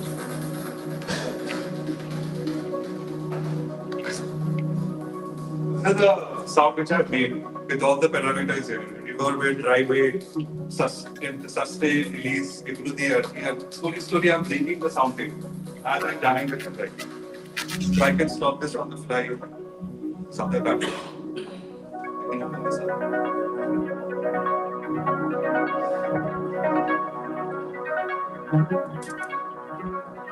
There'll be a different sound.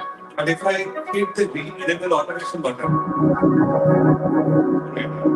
so our on-encoder sound is it starts from a very bad sort of a base. Then it comes into the lead. That is how we have kind of come up with this idea of approaching with our musicality, you can see.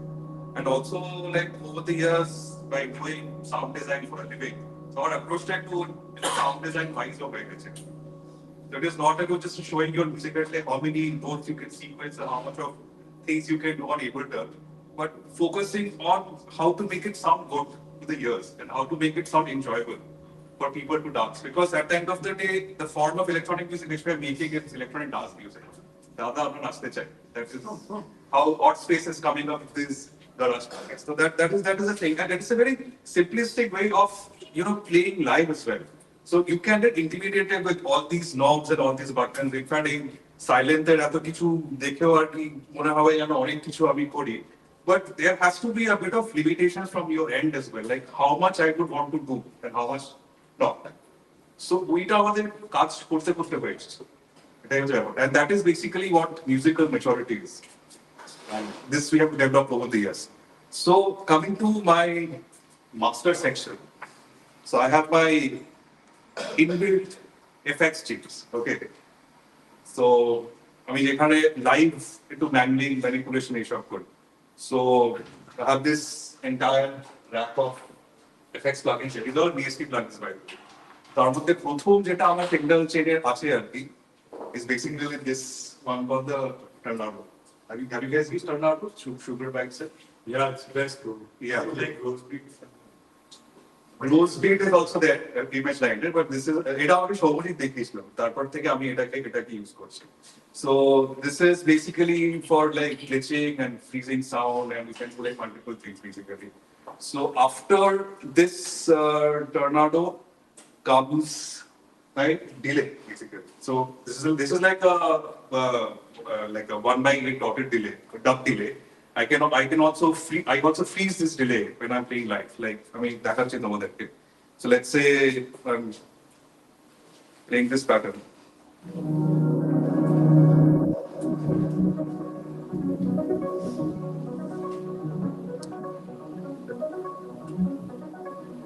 So our nano control এর প্রথম নবটা assign করা আছে on my Tornado. So if I pull this up,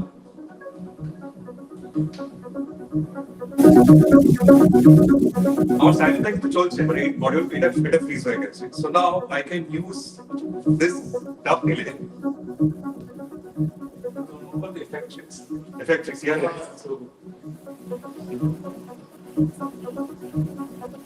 This is just the wet chant. yeah so এখানে fridge বাটনটা আছে this I have assigned it to the nano control এটা চলতেই পারে এবার ও কিছু একটা বাড়াচ্ছে এর উপর এটা চলছে আর কি so it gives you that hypnotic transy So during breakdowns, high energy releases সময় ওই so এখানে সাউন্ড অফ ফ্রিজ হয়ে গেছে so if I take off the tornado এটা চলছে কিন্তু এটার সাথে কিন্তু ড্রাই শ্যাডোটাও আছে with the freeze so I can use this as a crossfader also between two. এটা চলছে so interestingly what I can do is I can say play the not my Chain selector, sir. Delay channel. what Chain selector drive.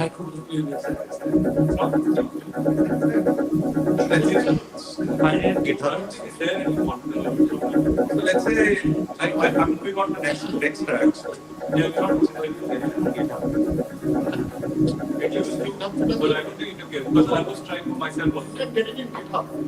get it in guitar Not Not but it is not there. it's a bit emotional.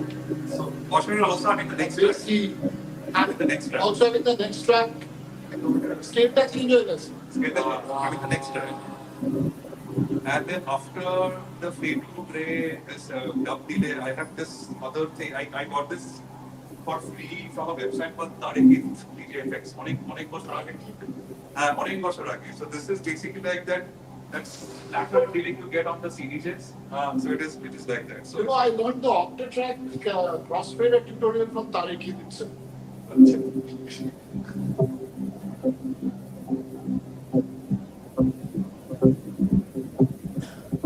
it's doing something it exists you're not culture does it still exist So now that you are alteration for let's say Tornado will be let's think on transit by video audio. Whether it is, yeah That's the question. I learned a lot of what. So এটা এই direction পরে I have another Tornado. So this is I think it's mostly stutters actually. So এটা actually mimic with the octatrack because with the octatrack এরকম কিছু beat repeats করে so আমি এগুলো use করি আর কি সেই Demonstrate to is it বড় 4/4 প্রতি বছর কমের হ্যাঁ বড় 4/4 এটা না এটা বড় 4/4 না বড়টা I need to change my project.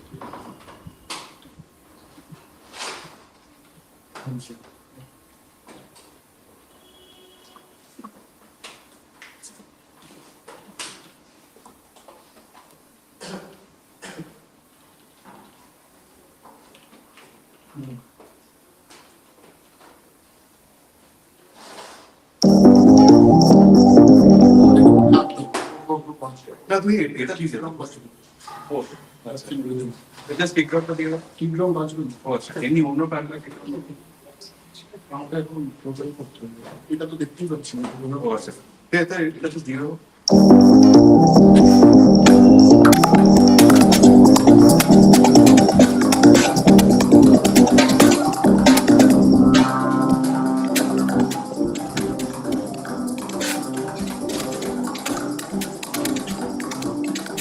You know, 11 days.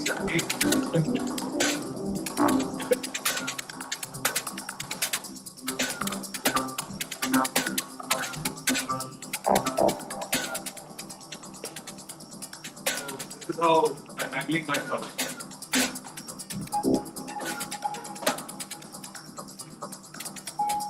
It's perfect.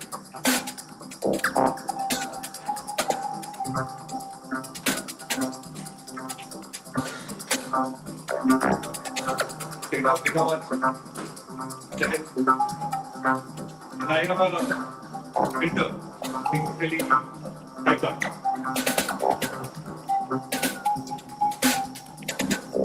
And also the reference strap to it.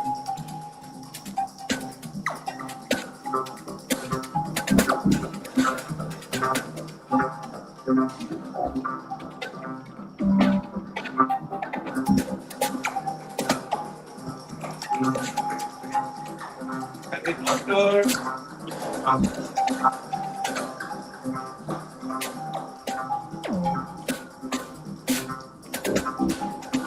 the auto fender, I have a rack-wall reverse. Rack-wall reverse can even like you know. It's a preset which is like a large reverse, and I have a drive it aside from another control.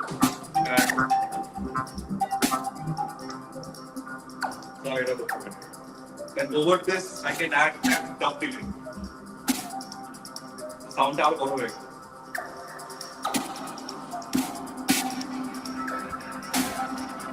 Let me up to the reverse seconds for it.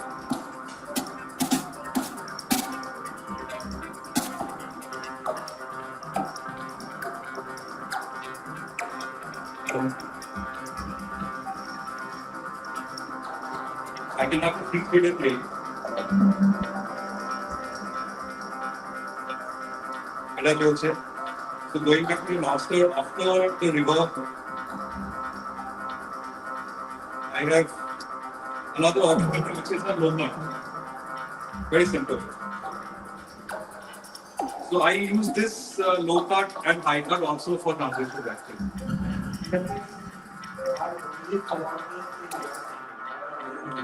No, this is not like into his thing. This is all mine. So I have a resonance of what I've done. Okay, but I can turn out to say, so this is giving additional color. So now, what about the class? Resonance, It's a billion issue. So if I show you the plugin,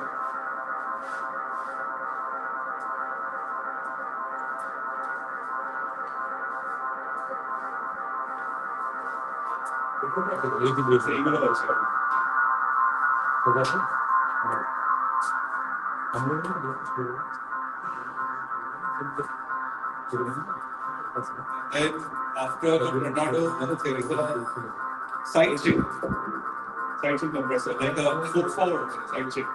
So what I do is, or I don't even have a dummy structure. Keep track of it. Beat it, and the pre-signal of this kick is coming to the conversion meter, and I have to drive it. Kickta baচ্ছে না. This is a dummy kick cutter, so which is being fed into the compressor. এবার আমি ড্রাইভারটাকে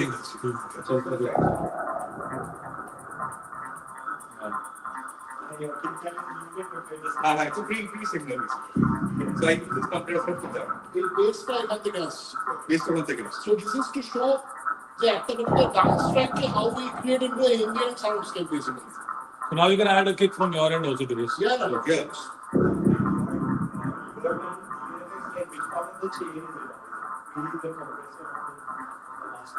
The pressure is of the last. So even though the guy got on the question.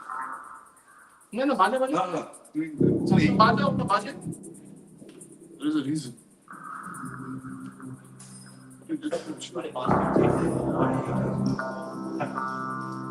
Or master, yes. Coming to be master. Then your whole track is going to no, so yeah, so my whole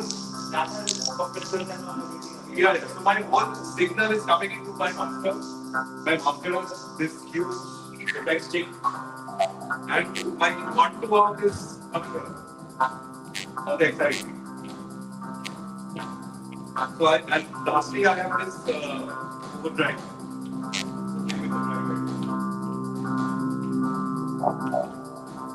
And forward shift I have this which are compressed just even it's just for my evening or everything.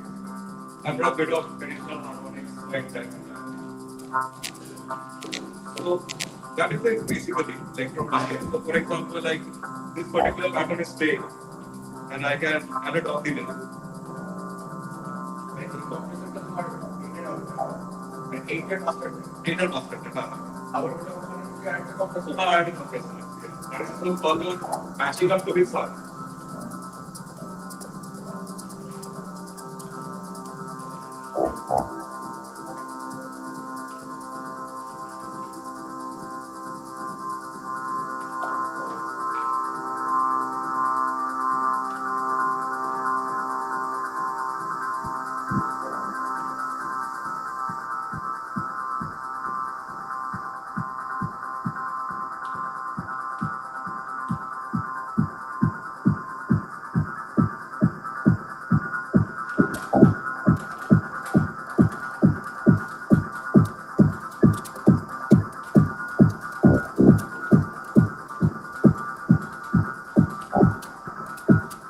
Bumping it,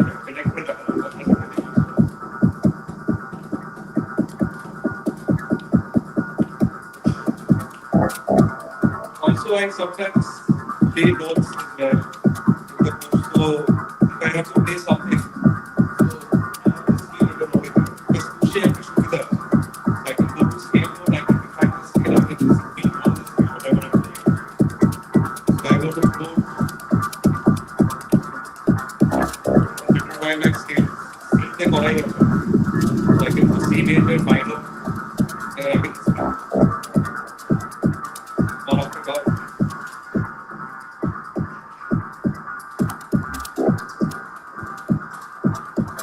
There's something later.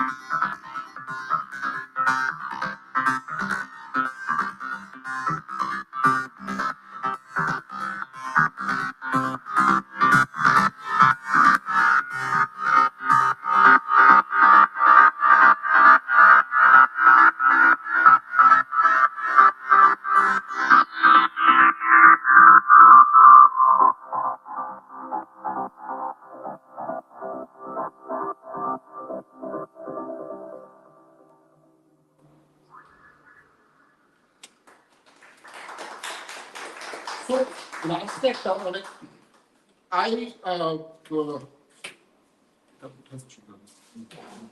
so this bass line which you heard,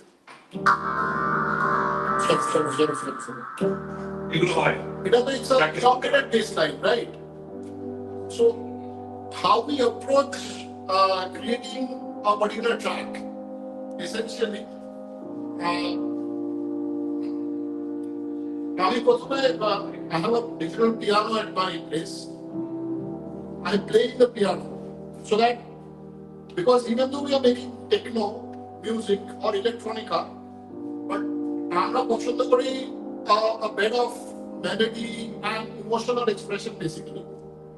So আমি অনেক সময় পিয়ানোতে বসে বা Indian classical different রাগের উপরে আমি ইয়ে করি, like this is the major pentatonic.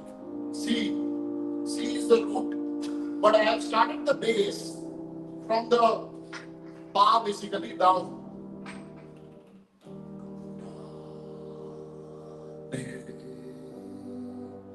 Sa sa re ga sa re ga. Now it will change. Ga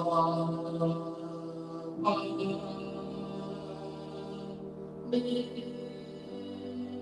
So there is a major pentatonic basically. I'm using C as a root.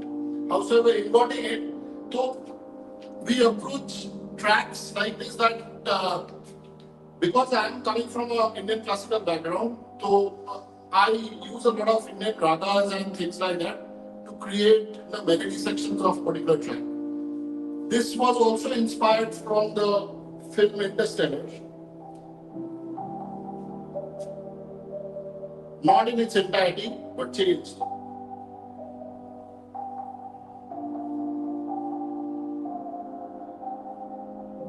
When the spaceship goes around for it. No time for question. Sorry? No time for question. I played this particular thing with a unison of another instrument.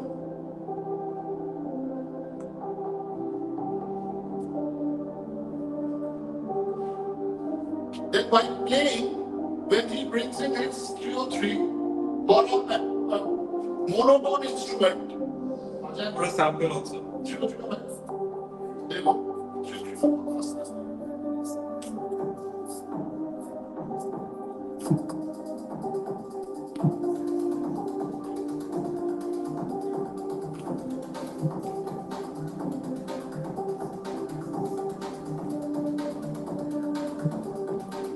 Now we hear the bass line stop.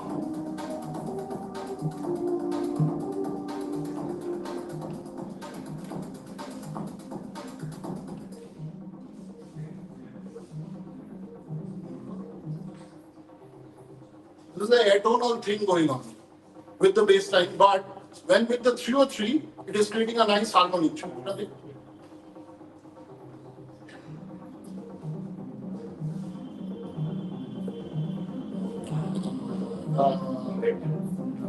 So both of these together will actually get on this thing.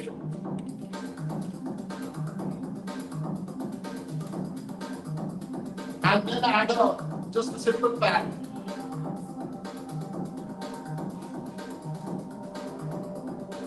A normal simple pad.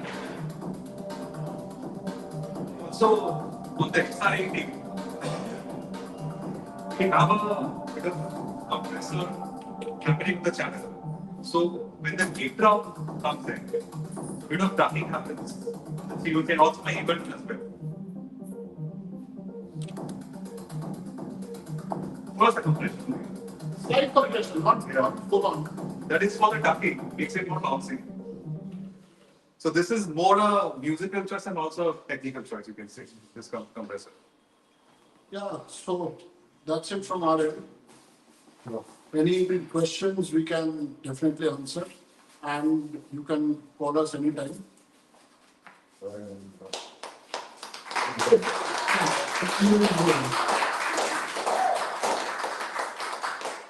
Very informative workshop.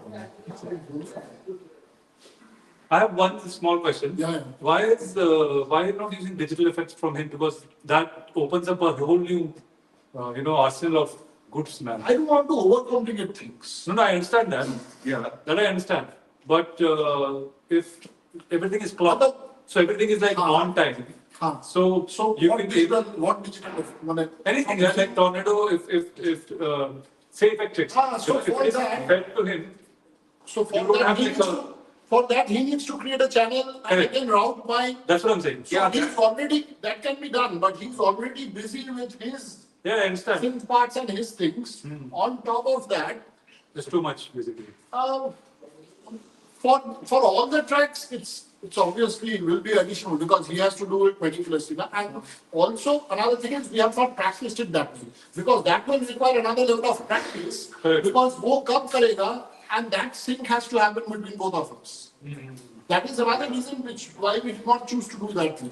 So in your It's more complicated. in your set, there's no one guy who's controlling the mix. No. He is the thing. I'm the guy. Yeah. So you're on the when you're doing the DJM thingy, DJM will have only one channel or all 4 channels? It's a one channel, but it's a balanced stuff. LR that goes to you. Yeah, it's a balanced stuff. So sometimes what happens is that my Ableton sometimes gets a little carried away. So I have this, no? Yeah, the fader. Yeah. Yeah. And I use the mouse only. Yeah, that I understand. Yeah. My only question was like if this setup can go into like Maybe one channel. you are correct, but again, that brings another level of risk also and complication because what if at that point in time his laptop crashes? Yeah, Then I'm done. The entire sound stops. There's every possibility. Also, I think this justifies your name, like a hybrid problem. Yeah, it is actually that. It is actually, we thought about that in that way because we are taking a hybrid approach and we are from Kolkata, we follow a process, which is a protocol that's why the name is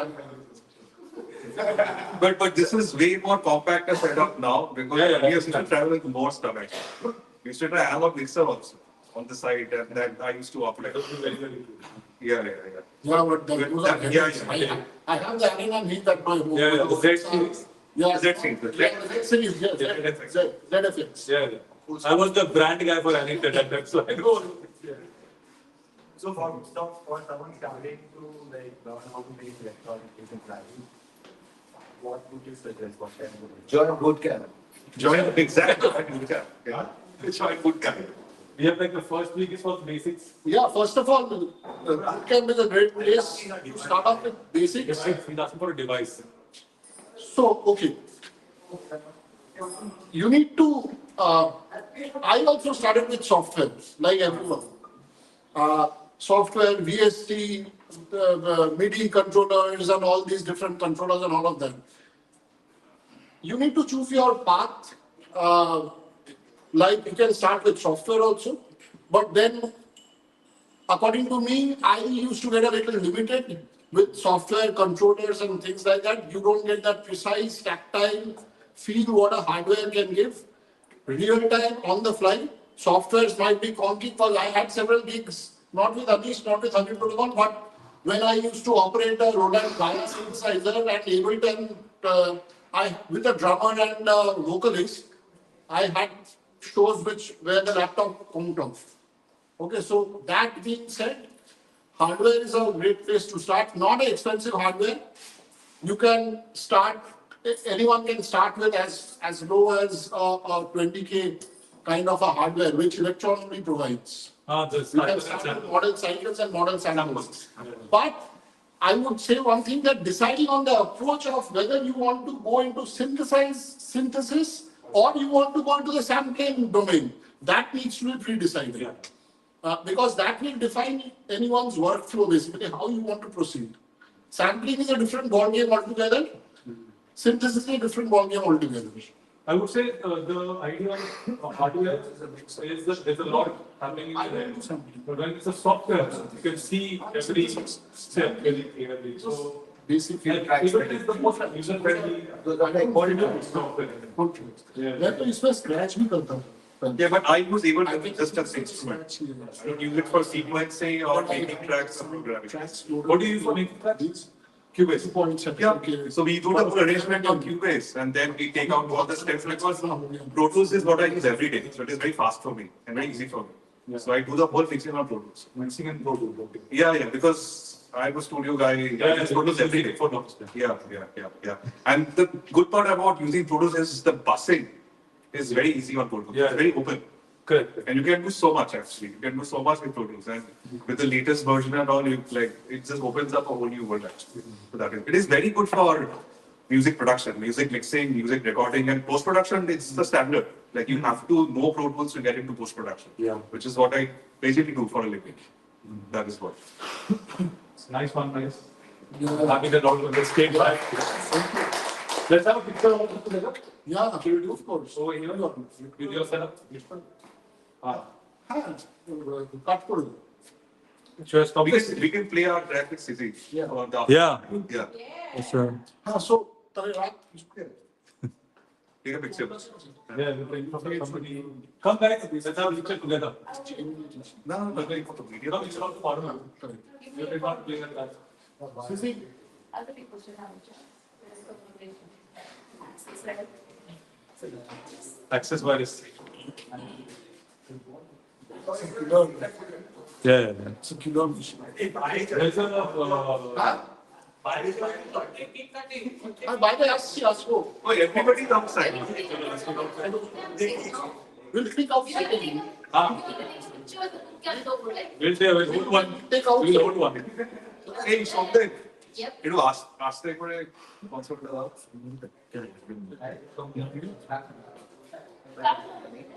We can stop this tree.